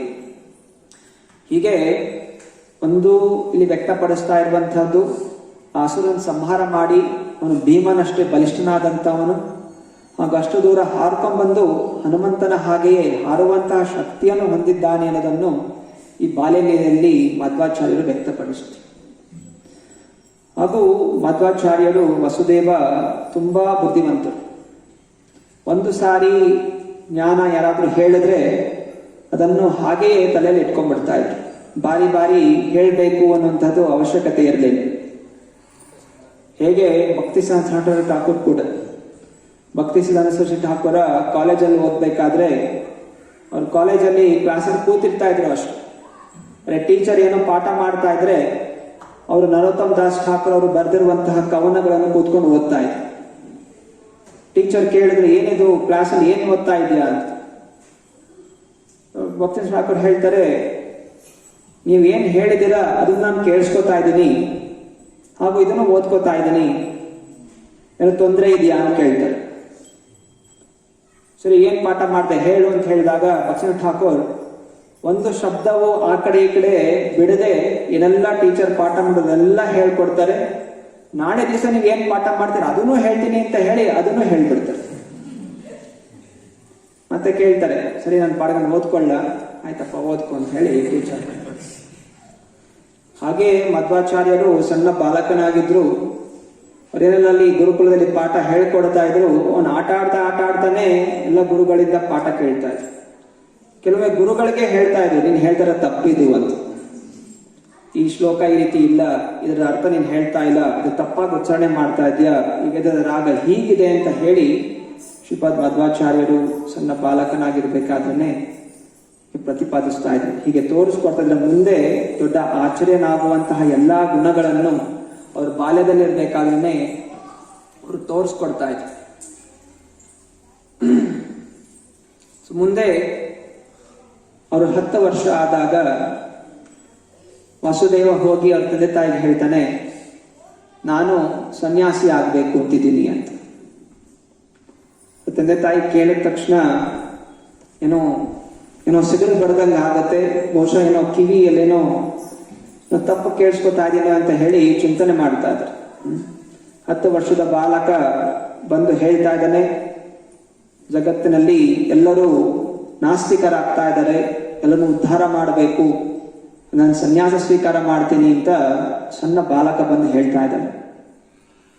ತಂದೆ ತಾಯಿ ಪೂರ್ಣವಾಗಿ ದುಃಖಿತರಾಗ್ತಾರೆ. 12 ವರ್ಷ ತಪಸ್ಯ ಮಾಡಿ ನೀನು ಹುಟ್ಟಿದ್ದೀಯ, ಇನ್ನು ಗೃಹಸ್ಥ ಜೀವನದಲ್ಲಿ ಇದ್ಕೊಂಡು ಪ್ರಚಾರ ಮಾಡಬಹುದು, ಅದಕ್ಕೆ ಸನ್ಯಾಸ ಸ್ವೀಕಾರ ಮಾಡಬೇಕು ಅಂತ ಏನು ಅವಶ್ಯಕತೆ ಇದೆ ಅಂತ ಅವರು ಬೇಡ್ಕೋತಾರೆ. ಅವ್ರ ಮಧ್ವಾಚಾರ್ಯ, ಇಲ್ಲ, ಹೇಗಾದ್ರೂ ಮಾಡಿ ನಾನು ಸನ್ಯಾಸ ಆಗ್ಲೇಬೇಕು, ಭಕ್ತಿ ಪ್ರಚಾರ ಮಾಡಬೇಕು. ಸರಿ, ನೀವು 12 ವರ್ಷ ತಪಸ್ಯ ಮಾಡಿ ನನ್ನನ್ನು ಪಡೆದಿದ್ದೀರಾ, ಹಾಗಾದ್ರೆ ನಿಮ್ಗೆ ಇನ್ನೊಂದು ಗಂಡು ಮಗು ಪ್ರಧಾನ ಆದ್ರೆ ನಾನು ಸನ್ಯಾಸಿ ಆಗ್ಲಿಕ್ಕೆ ಬಿಡ್ತೀರಾ ಅಂತ ಕೇಳ್ತಾರೆ. ಮತ್ತೆ ತಂದೆ ತಾಯಿ ವಿಚಾರ ಮಾಡಿ ಸರಿ ಅಂತ ಒಪ್ಕೋತಾರೆ. ಸೊ ಹಾಗೆಯೇ 1 ವರ್ಷದಲ್ಲಿ ಅವ್ರಿಗೆ ಗಂಡು ಮಗು ಆಗತ್ತೆ. ಸೊ ಆಗ ಮತ್ತೆ ಪುನಃ ವಸುದೇವ ಬಂದು ಕೇಳ್ತಾನೆ, ನಿಮ್ಮ ಇಚ್ಛೆಯ ಹಾಗೆ ಇವಾಗ ನಿಮಗೆ ಗಂಡು ಮಗು ಆಗಿದೆ, ಇವನು ನಿಮ್ಮನ್ನ ನೋಡ್ಕೋತಾನೆ, ದಯವಿಟ್ಟು ನನಗೆ ನನ್ನ ಆಧ್ಯಾತ್ಮಿಕ ಚಿಂತನೆ ಭಕ್ತಿಯ ಪ್ರಚಾರ ಮಾಡಲಿಕ್ಕೆ ನನಗೆ ಆಶೀರ್ವಾದ ಕೊಡಿ ಅಂತ ಹೇಳಿ ಪ್ರಾರ್ಥನೆ ಮಾಡ್ಕೋತಾನೆ. ತುಂಬಾ ದುಃಖದಿಂದ ತಂದೆ ತಾಯಿ ಇಬ್ಬರು ಕೂಡ ಅವನಿಗೆ ಆಶೀರ್ವಾದ ಮಾಡ್ತಾರೆ. ಮತ್ತೆ ವಾಸುದೇವ ಅಚ್ಯುತ ಪ್ರೇಕ್ಷ ಅನ್ನುವಂಥ ಗುರುಗಳ ಹತ್ರ ಹೋಗಿ ದೀಕ್ಷಾ ಪಡ್ಕೋತಾನೆ. ಸೊ ಅಚ್ಯುತ ಪ್ರೇಕ್ಷರಿಂದ ವಸುದೇವ ಪೂರ್ಣ ಪ್ರಜ್ಞಾ ಅನ್ನುವ ಹೆಸರನ್ನು ಪಡಿತಾನೆ. ದೀಕ್ಷಾ ನಾಮ ಪೂರ್ಣ ಪ್ರಜ್ಞಾ. ಹೀಗೆ 11 ವರ್ಷದಲ್ಲಿ ಮಧ್ವಾಚಾರ್ಯರು ಅವರು ದೀಕ್ಷೆಯನ್ನು ಪಡೆದು ಅವರು ಗುರುಗಳ ಆಶ್ರಮ ಸಂಸಾರವನ್ನು ತ್ಯಾಗ ಮಾಡಿ ಅವರು ಬ್ರಹ್ಮಚರ್ಯ ಆಶ್ರಮವನ್ನು ಸೇರ್ಕೋತಾರೆ. ಚೆನ್ನೈಕ ಶಾಸ್ತ್ರಗಳ ಅಧ್ಯಯನ ಮಾಡ್ತಾರೆ. ಸಣ್ಣ ಆ ವಯಸ್ಸಿನಲ್ಲೇ ಎಲ್ಲಾ ರೀತಿಯ ಶಾಸ್ತ್ರಗಳನ್ನು ಅವರು ಅಧ್ಯಯನ ಮಾಡಿರ್ತಾರೆ. ಯಾರ ಜೊತೆ ಬೇಕಾದ್ರೂ ವಾದ ಮಾಡುವಂತಹ ಪಾಂಡಿತ್ಯವನ್ನು ಅವರು ಹೊಂದ್ಕೋತಾರೆ. ಸೊ ಸಂಪೂರ್ಣ ಊರಲ್ಲಿ ಎಲ್ಲಾ ಕಡೆ ವಿಷಯ ಹರಡಬಿಡುತ್ತೆ. ಮಧ್ವಾಚಾರ್ಯ ದೊಡ್ಡ ಪಂಡಿತ, ಭಕ್ತಿಯ ಮಹಾನ್ ಪಂಡಿತ, ಈ ಎಲ್ಲ ಶಂಕರಾಚಾರ್ಯರ ಒಂದು ತತ್ವವನ್ನು ವಿರೋಧಿಸ್ತಾ ಇದ್ದಾನೆ ಅಂತ ಹೇಳಿ ಎಲ್ಲಾ ಕಡೆ ಪ್ರಚಾರ ಆಗತ್ತೆ.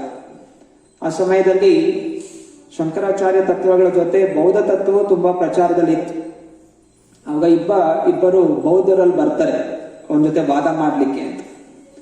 ಸೊ ಬೆಳಗ್ಗೆಯಿಂದ ಕುಂತು ರಾತ್ರಿ ತನಕ ವಾದ ಮಾಡ್ತಾರೆ. ಎಲ್ಲಾ ವಾದಗಳಿಗೂ ಮಧ್ವಾಚಾರ್ಯರು ವಿರೋಧವಾಗಿ ವಾದ ಮಾಡಿ ಅವರನ್ನ ಸೋಲಿಸ್ತಾ ಇರ್ತಾರೆ. ರಾತ್ರಿ ಆದಾಗ ಮಧ್ವಾಚಾರ್ಯರು ಕೇಳ್ತಾರೆ, ಬಹುಶಃ ಇನ್ನೂ ಸ್ವಲ್ಪ ಕಲಿಯೋದು ಇದೆ ಅನ್ಸುತ್ತೆ, ಅಂದ್ರೆ ನೀವು ಇವತ್ತು ರಾತ್ರಿ ಎಲ್ಲ ಕೂತ್ಕೊಂಡು ಓದ್ಕೊಡಿ, ನಾಳೆ ಮತ್ತೆ ಬೆಳಗ್ಗೆ ಬಂದು ತಿರ್ಗಾ ವಾದ ಮಾಡೋಣ. ಅಂದ್ರೆ ಮಧ್ವಾಚಾರ್ಯರು ಸೋಲಿಸ್ಬೇಕಾದ್ರೂ ಅವರವ್ರನ್ನ ಹೀಯಾಳಿಸ್ಲಿಲ್ಲ, ಅವರಿಗೆ ಅವಮಾನ ಮಾಡಲಿಲ್ಲ. ಶಾಂತ ರೀತಿಯಿಂದ ನೀವು ಮತ್ತೆ ಓದ್ಕೊಂಡ್ ಬನ್ನಿ, ನಾಳೆ ತಿರ್ಗಾ ನಾವು ವಾದ ಮುಂದುವರ್ಸೋಣ ಅಂತ ಹೇಳ್ತಾರೆ. ಆದ್ರೆ ಇಬ್ಬರು ಬೌದ್ಧರು ರಾತ್ರಿ ಊರ್ ಬಿಟ್ಟು ಓಡೋಗ್ಬಿಡ್ತಾರೆ. ಯಾಕೆ ಬೇಕಂದ್ರೆ ಗೊತ್ತಾಗಿದೆ ಇನ್ನಲ್ಲಿ ವಾದಲ್ಲಿ ಸೋಲಿಕ್ಕೆ ಸಾಧ್ಯ ಇಲ್ಲ ಅಂತ, ಅಲ್ಲ ಗೆಲ್ಲಿಕ್ಕೆ ಸಾಧ್ಯ ಇಲ್ಲ ಅಂತ. ಹೀಗೆ ಪಾಂಡಿತ್ಯವನ್ನು ಹೊಂದಿದಂತಹ ಮಧ್ವಾಚಾರ್ಯರು ಮುಂದೆ ಅಚ್ಯುತ ಪ್ರೇಕ್ಷರಿಂದ ಸನ್ಯಾಸವನ್ನು ಸ್ವೀಕಾರ ಮಾಡ್ತಾರೆ. 15 ವರ್ಷಕ್ಕೆ ಅವರು ಸನ್ಯಾಸಿ ಆಗ್ತಾರೆ. ಸನ್ಯಾಸಿ ಆದಾಗ ಅವರ ಹೆಸರು ಆನಂದ ತೀರ್ಥ ಅಂತ ಪ್ರಧಾನ ಆಗುತ್ತೆ. ಅಚ್ಯುತ ಪ್ರೇಕ್ಷರಿಂದ ಆನಂದ ತೀರ್ಥ ಅನ್ನುವಂಥ ನಾಮದಿಂದ ಸನ್ಯಾಸ ದೀಕ್ಷೆಯನ್ನು ಅವರು ಸ್ವೀಕಾರ ಮಾಡ್ತಾರೆ. ಸನ್ಯಾಸ ದೀಕ್ಷೆಯನ್ನು ಸ್ವೀಕಾರ ಮಾಡಿ ಇನ್ನೂ ಅಧಿಕವಾಗಿ ಅವರೆಲ್ಲ ಕಡೆ ಸಂಚಾರ ಮಾಡ್ಲಿಕ್ಕೆ ಶುರು ಮಾಡ್ತಾರೆ. ಬೇರೆ ಬೇರೆ ಕಡೆಗಳಿಗೆ ಹೋಗ್ತಾರೆ. ಬೇರೆ ಬೇರೆ ಊರುಗಳಿಗೆ ಹೋಗಿ ಅವರು ದ್ವೈತವಾದವನ್ನು ಅವರು ಪ್ರಚಾರ ಮಾಡ್ತಾರೆ. ಶಂಕರಾಚಾರ್ಯರು ಪ್ರಚಾರ ಮಾಡಿದ್ದು ಅದ್ವೈತವಾದ, ನಾನು ಭಗವಂತ ಒಂದೇ. ಅರೆ ಮಧ್ವಾಚಾರ್ಯರು ಅವರು ಎರಡು, ಹಿಂಗೆ ಅವರ ಒಂದು ಫೋಟೋ ನೋಡಿದಾಗ ಕಾಣುತ್ತೆ, ಎರಡು ಕೈ ಎರಡು ಬೆಲೆ ಇಟ್ಕೊಂಡು. ಅಂದ್ರೆ ನಾನ್ ಬೇರೆ, ಪರಮಾತ್ಮ ಬೇರೆ, ಜೀವಾತ್ಮ ಬೇರೆ, ಪರಮಾತ್ಮ ಬೇರೆ. ಜೀವಾತ್ಮ ಪರಮಾತ್ಮ ಯಾವತ್ತೂ ಒಂದು ಆಗೋದಿಲ್ಲ. ಸೊ ಈ ತತ್ವ, ಅದ್ವೈತ ತತ್ವವನ್ನು ಶ್ರೀಪಾದ ಮಧ್ವಾಚಾರ್ಯರು ಪ್ರಚಾರ ಮಾಡ್ಲಿಕ್ಕೆ ಶುರು ಮಾಡಿದ್ರು. ಹೀಗೆ ಅವರು ಪ್ರಚಾರ ಮಾಡ್ತಾ ಅವ್ರು ಈ ಕಡೆ ಶೃಂಗೇರಿ ಮಠಕ್ಕೆ ಬರ್ತಾರೆ. ಶೃಂಗೇರಿ ಮಠಕ್ಕೆ ಬಂದಾಗ ಅಲ್ಲಿರುವಂತಹ ಶಂಕರಾಚಾರ್ಯರ ಜೊತೆ ಅವರು ವಾದ ಮಾಡ್ತಾರೆ. ಅವರು ವಾದ ಮಾಡಿ ಎಲ್ಲಾ ರೀತಿ ವಾದವನ್ನು ಸೋಲಿಸ್ತಾರೆ. ಅಲ್ಲಿ ಆ ಶಂಕರಾಚಾರ್ಯರು ಹೇಳ್ತಾರೆ, ನೀನು ವಾದ ಮಾಡ್ಲಿಕ್ಕೆ ನಿನ್ನ ಹತ್ರ ಆಧಾರ ಏನಿದೆ, ಆಧಾರ ಏನ್ ಬೇಕು ಅಂತ ಕೇಳಿದಾಗ ಅದಕ್ಕೆ ಬ್ರಹ್ಮಸೂತ್ರಗಳ ಮೇಲೆ ಟಿಪ್ಪಣಿ ಬರೆದಿರಬೇಕು. ಬ್ರಹ್ಮಸೂತ್ರಗಳ ಮೇಲೆ ಯಾರು ಟಿಪ್ಪಣಿ ಬರೆದಿರ್ತಾರೆ ಆವಾಗ ಮಾತ್ರ ಆ ಒಂದು ಸಂಪ್ರದಾಯವನ್ನು ಸ್ವೀಕಾರ ಮಾಡ್ತೀವಿ. ಆದ್ರೆ ನಿನ್ನ ಹತ್ರ ಅಂತಹ ಗ್ರಂಥ ಇಲ್ಲ, ದ್ವೈತವಾದದ ಪ್ರಕಾರ ನೀನು ಬ್ರಹ್ಮಸೂತ್ರಗಳ ಮೇಲೆ ಏನು ಟಿಪ್ಪಣಿ ಬರೆದಿಲ್ಲ, ಆದ್ರಿಂದ ನೀನು ಮಾತಾಡ್ತಾ ವಾದ ಸುಳ್ಳು ಅಂತ ಹೇಳಿ ಅವರು ಹೇಳ್ತಾರೆ. ಆಗ ಶ್ರೀಪಾದ ಮಧ್ವಾಚಾರ್ಯರು ಅವರು ಬದ್ರಿನಾಥಕ್ಕೆ ಹೋಗ್ತಾರೆ. ಬದ್ರಿನಾಥಕ್ಕೆ ಹೋಗಿ ಅಲ್ಲಿ ವೇದವ್ಯಾಸನ ಭೇಟಿ ಆಗ್ಲಿಕ್ಕೆ ಹೋಗ್ತಾರೆ. ಜೊತೆಗೆ ಅನೇಕ ಶಿಷ್ಯರನ್ನು ಜೊತೆಲಿ ಕರ್ಕೊಂಡು ಹೋಗ್ತಾರೆ. ಅವಾಗಲೇ ಅವರು ದೀಕ್ಷೆ ಕೊಟ್ಟು ಅನೇಕ ಶಿಷ್ಯನ ಜೊತೆ ಮಾಡಿದ್ರು. ಅಲ್ಲಿ ಹೋದಾಗ ಅವರು ಬದ್ರಿನಾಥಕ್ಕೆ ಹೋಗಿ ಅಲ್ಲಿ ಬದ್ರಿನಾಥನ ಜೊತೆ ಮಾತಾಡ್ತಾರೆ. ಅವರ ಶಿಷ್ಯಂದ್ರು ಮಂದಿರದ ಹೊರಗೆ ಇರ್ತಾರೆ, ಆದ್ರೆ ಅವ್ರಿಗೆ ಕೇಳಿಸ್ತಾ ಇರುತ್ತಂತೆ ಭಗವಂತ ಮಾತಾಡ್ತಾ ಇರೋದು, ಏನ್ ಮಾಡ್ಬೇಕು, ಹೆಂಗ್ ಮಾಡ್ಬೇಕು. ನಂತರ ಮಧ್ವಾಚಾರ್ಯರು ಹೊರಗೆ ಬಂದು ವೇದವ್ಯಾಸನ ಭೇಟಿ ಆಗ್ಲಿಕ್ಕೆ ಹೋಗ್ತಾರೆ. ಸೊ ಈಗ ನಾವು ಬದ್ರಿನಾಥಕ್ಕೆ ಹೋದಾಗ ಅಲ್ಲಿ ಕಾಣುವಂತಹ ಮಂದಿರ ಅಲ್ಲಿ ನರನಾರಾಯಣ ಋಷಿಗಳು ಇರುವಂತಹದ್ದು ಬದ್ರಿನಾಥ ಮಂದಿರ. ಅದೇ ಇನ್ನೊಂದು ಬದ್ರಿನಾಥ ಇದೆ, ಆದಿ ಬದ್ರಿನಾಥ ಅಂತ. ನಮ್ಮ ಈ ದೃಷ್ಟಿಗೆ ಕಾಣೋದಿಲ್ಲ, ಅದು ಅಪ್ರಕಟವಾಗಿದೆ. ಅವರು ಶುದ್ಧರಾಗಿರ್ತಾರೆ, ಅವ್ರಿಗೆ ಮಾತ್ರ ಆದಿ ಬದ್ರಿನಾಥ ಕಾಣುತ್ತೆ. ಅಲ್ಲಿ ವೇದವ್ಯಾಸರು ಇವಾಗ್ಲೂ ಇರ್ತಾರೆ. ವೇದವ್ಯಾಸರು ಅವರು ದೇಹ ತ್ಯಾಗ ಮಾಡಿಲ್ಲ, ಕಲಿಯುಗ ಇರೋ ತನಕನೂ ಅವರು ಇರ್ತಾರೆ. ಭಗವಂತನ ಅವತಾರ ವೇದವ್ಯಾಸರು. ಸೊ ಅವ್ರನ್ನ ಭೇಟಿ ಆಗ್ಲಿಕ್ಕೆ ಮಧ್ವಾಚಾರ್ಯರು ಹೋಗ್ಬಿಡ್ತಾರೆ. ಸೊ ಯಾವಾಗ ಅಲ್ಲಿ ಹೋಗಿ ವೇದವ್ಯಾಸರನ್ನ ದರ್ಶನ ಪಡಿತಾರೆ, ತುರಂತವಾಗಿ ಒಂದು ದಂಡದ ಹಾಗೆ ಅವರ ಪಾದಗಳಿಗೆ ನಮಸ್ಕಾರ ಮಾಡ್ತಾರೆ. ಹೀಗೆ ತೋರಿಸ್ಕೊಡ್ತಾ ಇದ್ದಾರೆ, ಎಷ್ಟೇ ಮಹಾನ್ ವ್ಯಕ್ತಿ ಆಗಿದ್ರು ಗುರುಗಳ ಮುಂದೆ ಬಂದಾಗ ನಾವು ನಮ್ಮನ್ನು ಸಮರ್ಪಣೆ ಮಾಡಬೇಕು, ದಂಡವತ್ ಸಾಕಬೇಕು ಅನ್ನೋದನ್ನು ಶ್ರೀಪಾದ ಮಧ್ವಾಚಾರ್ಯ ತೋರಿಸ್ಕೊಟ್ರು. ಅನಂತರ ವೇದವ್ಯಾಸರಿಂದ ಅವರು ಅನೇಕ ಉಪದೇಶಗಳನ್ನು ಪಡೆದು ನಂತರ ಅವರು ಬ್ರಹ್ಮಸೂತ್ರದ ರಚನೆ ಮಾಡ್ತಾರೆ. ಬ್ರಹ್ಮಸೂತ್ರದ ಮೇಲೆ ಅವರು ಟಿಪ್ಪಣಿ ಬರೀತಾರೆ. ಟಿಪ್ಪಣಿ ಬರೆದ ಮೇಲೆ ಮತ್ತೆ ಅವರು ವಾಪಸ್ ಬಂದು ಈ ಕಡೆ ಶಂಕರಾಚಾರ್ಯರ ಒಂದು ತತ್ವದ ವಿರುದ್ಧ ಅವರು ಮತ್ತೆ ವಿರೋಧ ಮಾಡ್ತಾ ಅವರು ದ್ವೈತವಾದವನ್ನು ಪ್ರಚಾರ ಮಾಡ್ತಾ ಹೋಗ್ತಾರೆ. ಹೀಗೆ ಎಲ್ಲಾ ಕಡೆ ಸಂಚಾರ ಮಾಡ್ತಾ ಪ್ರಚಾರ ಮಾಡ್ತಾ ಮೂಲವಾಗಿ ಅವರು ಈ ಉಡುಪಿ ಕ್ಷೇತ್ರದಲ್ಲೇ ನಿವಾಸ ಮಾಡ್ತಾ ಇರ್ತಾರೆ ಮಠದಲ್ಲಿ. ಒಂದು ದಿವಸ ಅವರು ಸಮುದ್ರದ ತೀರದಲ್ಲಿ ಹೋಗಿ ಸ್ನಾನ ಮಾಡ್ತಾ ಇರ್ಬೇಕಾದ್ರೆ ಅವ್ರಿಗೆ ಒಂದು ದೊಡ್ಡ ಹಡಗು ಕಾಣುತ್ತೆ. ಆ ದೊಡ್ಡ ಹಡಗು ಅದೇನಾಗ್ತಾ ಇತ್ತೆ, ಅಲ್ಲಿ ಬಿರುಗಾಳಿಗೆ ಅದು ಅಲ್ಲಾಡ್ತಾ ಇರುತ್ತೆ ಸಮುದ್ರದ ಒಳಗಡೆ. ಅವಾಗ ಪೂರ್ಣ ಪ್ರಜ್ಞ ತೀರ್ಥರು ತಮ್ಮ ಹೀಗೆ ಒಂದು ಶಲ್ಯ ಹಾಕೊಂಡಿರ್ತಾರೆ ಸ್ನಾನ ಮಾಡ್ಲಿಕ್ಕೆ ಹೋದಾಗ, ಅದನ್ನ ತಗೊಂಡು ಹೀಗೆ ಬೀಸ್ತಾರೆ. ಸೊ ಬೀಸಿದ ತಕ್ಷಣ ಆ ಗಾಳಿ, ಸುಂಟ್ರ ಗಾಳಿ ತರ ಏನಿದೆ ಅದು ಹೋಗ್ಬಿಡುತ್ತೆ. ಮತ್ತೆ ಆ ಹಡಗು ಮತ್ತೆ ಸ್ಥಿರವಾಗತ್ತೆ. ಆಗ ಹಡಗಲ್ಲಿದ್ದಂತಹ ವ್ಯಕ್ತಿ, ಆ ವ್ಯಾಪಾರಿ, ಅವನಿಗೆ ಕಾಣುತ್ತೆ ಏನಾಗ್ತಾ ಇತ್ತು. ಮತ್ತೆ ಅವ್ರ ದಡವನ್ನು ನೋಡ್ತಾ ಇದ್ರೆ, ಅವ್ರು ಕಾಪಾಡ್ತಾರ ಅಂತ ನೋಡ್ತಾ ಇರ್ಬೇಕಾದ್ರೆ ಅಲ್ಲಿ ಅವ್ರಿಗೆ ಕಾಣುತ್ತೆ ಈ ಮಧ್ವಾಚಾರ್ಯರು ಮಾಡಿದಂತಹ ಈ ಒಂದು ಸಹಾಯವನ್ನು ನೋಡುತ್ತಾರೆ, ಗಮನಿಸ್ತಾರೆ. ಅನಂತರ ಧನ್ಯವಾದ ಹೇಳಲಿಕ್ಕೆ ಅವರು ಹಡಗಿಂದ ಹಿಡಿದು ಮಧ್ವಾಚಾರ್ಯನ ಬಂದು ಭೇಟಿ ಆಗ್ತಾರೆ, ಮತ್ತೆ ಕೇಳ್ಕೊತಾರೆ. ಸೊ ನಿಮ್ಮ ಒಂದು ಕೃಪೆಯಿಂದ ನಾನು ಎಷ್ಟೆಷ್ಟೋ ಹಡಗಿನಲ್ಲಿ ತುಂಬಾ ಮೌಲ್ಯವಾದಂತಹ ವಸ್ತುಗಳಿತ್ತು, ಅದನ್ನ ತಗೊಂಡು ಹೋಗ್ತಾ ಇದ್ದೆ. ನಿಮ್ಮ ಕೃಪೆಯಿಂದ ನನ್ನ ಹಡಗು ಬಚಾವಾಯಿತು. ಅದರಿಂದ ನಿಮ್ಗೆ ಏನು ಬೇಕು ಕೇಳಿ, ನಾನು ಅದನ್ನ ಕೊಡ್ತೀನಿ ಅಂತ ಹೇಳಿದ್ರು. ಶ್ರೀಪಾದ್ ಮಧ್ವಾಚಾರ್ಯರು ಹೇಳಿದ್ರು, ನನಗೇಂತೇನೂ ಬೇಕಾಗಿಲ್ಲ, ಅರೆ ಹಡಗಲ್ಲಿ ಇನ್ನು ಗೋಪಿಚಂದನ ತಗೊಂಡು ಹೋಗ್ತಾ ಇದ್ಯಾ, ಆ ಗೋಪಿಚಂದನ ಒಂದು ಕಟ್ಟೆ ನನಗೆ ಕೊಡು ಸಾಕು ಅಂತ ಹೇಳ್ತಾರೆ. ಸೊ ಆ ವ್ಯಾಪಾರಿ ದ್ವಾರಕೆಯಿಂದ ಗೋಪಿಚಂದನವನ್ನು ಜೊತೆಗೆ ತಗೊಂಡು ಹೋಗ್ತಾ ಇರ್ತಾರೆ. ಶ್ರೀಪಾದ್ ಮಧ್ವಾಚಾರ್ಯರು ಹಡಗನಿಂದ ಆ ಗೋಪಿಚಂದನ ದೊಡ್ಡ ಬಂಡೆ ತರ ಇರುತ್ತೆ, ತಗೊಂಡ್ ಬರ್ತಾರೆ. ತಗೊಂಡ್ ಬಂದು ಈ ನೆಲದ ಮೇಲೆ ಇಟ್ಟಾಗ ಆ ಮಣ್ಣು ಮುರಿಯುತ್ತೆ. ಮತ್ತೆ ಒಳಗ್ ನೋಡಿದಾಗ ಅಲ್ಲಿ ಅವರಿಗೆ 2 ವಿಗ್ರಹಗಳು ಸಿಗುತ್ತೆ. ಒಂದು ಕೃಷ್ಣಂದು, ಇನ್ನೊಂದು ಬಲರಾಮಂದು. ಸೊ ಕೃಷ್ಣ ಬಲರಾಮ 2 ವಿಗ್ರಹಗಳು ಅದರಲ್ಲಿ ಆ ಗೋಪಿಚಂದನ ಒಳಗಡೆ ಇರುತ್ತೆ. ಆ ಬಲರಾಮನ ವಿಗ್ರಹವನ್ನು ಅಲ್ಲೇ ಸಮುದ್ರದ ಹತ್ತಿರ ಸ್ಥಾಪನೆ ಮಾಡ್ತಾರೆ. ಮತ್ತೆ ಇನ್ನೊಂದು ವಿಗ್ರಹ, ಕೃಷ್ಣ ವಿಗ್ರಹವನ್ನು ಇವತ್ತಿನ ಉಡುಪಿ ಮಂದಿರ, ಕೃಷ್ಣ ಮಂದಿರ ಇದೆ, ಬಾಲಕೃಷ್ಣ ಮಂದಿರ, ಅಲ್ಲಿ ಅದನ್ನು ಸ್ಥಾಪನೆ ಮಾಡ್ತಾರೆ. ಸೊ ಮೂಲತಃವಾಗಿ ಆ ಕೃಷ್ಣನ ವಿಗ್ರಹ ಅದು ಸ್ವಯಂ ಕೃಷ್ಣನೇ ಕೆತ್ತನೆ ಮಾಡಿರುವಂಥದ್ದು. ಸೊ 5,000 ವರ್ಷಗಳ ಹಿಂದೆ ದೇವಕಿ ಕೃಷ್ಣನ ಕೇಳ್ತಾಳಂತೆ, ಇನ್ನು ನನಗೆ ಹುಟ್ಟಿದ್ದು, ಆದ್ರೆ ನೀನು ಬೆಳೆದಿದ್ದೆಲ್ಲ ಯಶೋದೆಯ ಮನೆಯಲ್ಲಿ. ಮತ್ತೆ ನೀನು ಯಾವಾಗ ನಿನ್ಗೆ 15 ವರ್ಷ ಆಯಿತು ಆವಾಗ ನೀನು ಮತ್ತೆ ನನಗೆ ಸಿಕ್ಕಿದೆ. ಆದ್ರೆ ನಿನ್ನ ಬಾಲ್ಯ ಲೀಲೆಗಳನ್ನು ನೋಡುವಂತ ಅವಕಾಶ ನನಗೆ ಆಗ್ಲಿಲ್ಲ.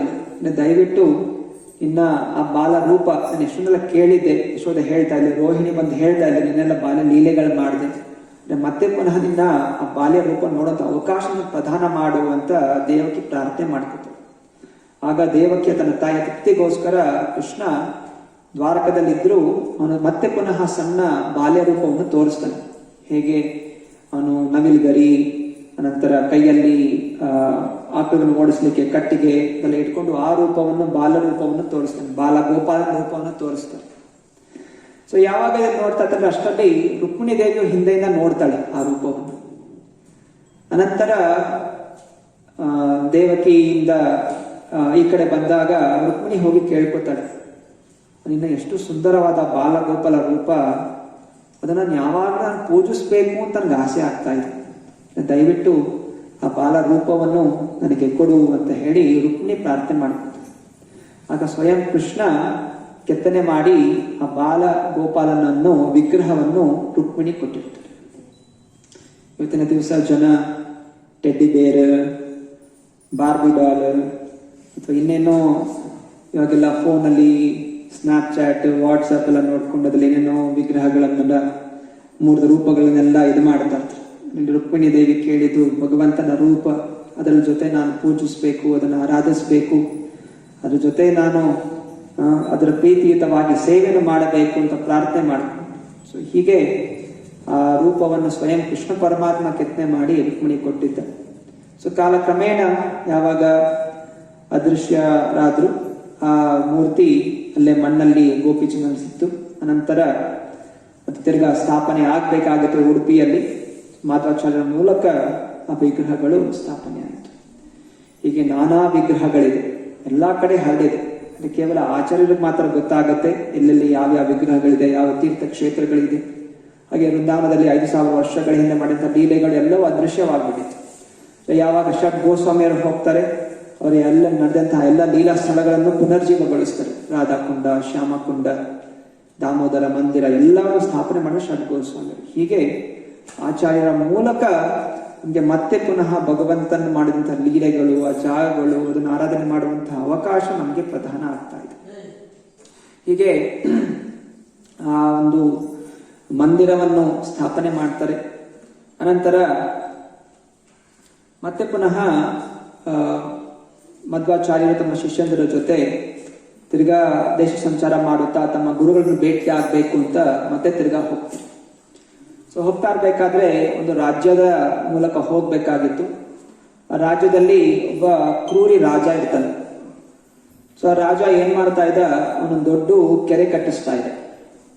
ಸೊ ಕೆರೆ ಕಟ್ಟಿಸ್ಲಿಕ್ಕೆ ಏನ್ ಮಾಡ್ತಾ ಇದ್ದ, ಯಾರೆಲ್ಲ ಜನ ಆ ರಾಜ್ಯದ ಮೂಲಕ ಹೋಗ್ತಾರೆ ಪ್ರವಾಸಿಗಳು, ಅವ್ರ ಕೈಯಿಂದ ಕೆಲಸ ಮಾಡಿಸ್ತಾ ಇದೆ. ಇನ್ನು ರಾಜ ದಾಟ್ಬಿಟ್ಟು ಇನ್ನೊಂದ್ ಕಡೆ ಹೋಗ್ಬೇಕು ಅಂತ ಹೇಳಿದ್ರೆ ನೀನು ಇಲ್ಲಿ ಕೆರೆ ತೋಡ್ಬೇಕು. ಸೊ ಆದ್ಮೇಲೆ ಕೆರೆ ತೋಡಿದ ಮೇಲೆನೆ ಕೆಲಸ ಮುಂದೆ ಹೋಗೋದು ಅಂತ ಹೇಳಿ ಎಲ್ಲರೂ ಜನರ ಕೆಲಸ ಮಾಡಿಸ್ತಾ ಇದೆ. ಸೊ ಹೀಗೆ ಮಧ್ವಾಚಾರ್ಯರು ಮತ್ತೆ ಅವ್ರ ಶಿಷ್ಯರಲ್ಲಿ ದಾಟಬೇಕಾದ್ರೆ ಅವರು ನಿಲ್ಲಿಸ್ತಾರೆ. ನಿಮ್ ಕಡೆ ದಾಟಬೇಕು ಅಂತ ಹೇಳಿದ್ರೆ ನೀವು ಕೆಲಸ ಮಾಡಬೇಕು ಅಂತ ಅವ್ರ ಸೈನಿಕರು ಬಂದು ಹೇಳ್ತಾರೆ.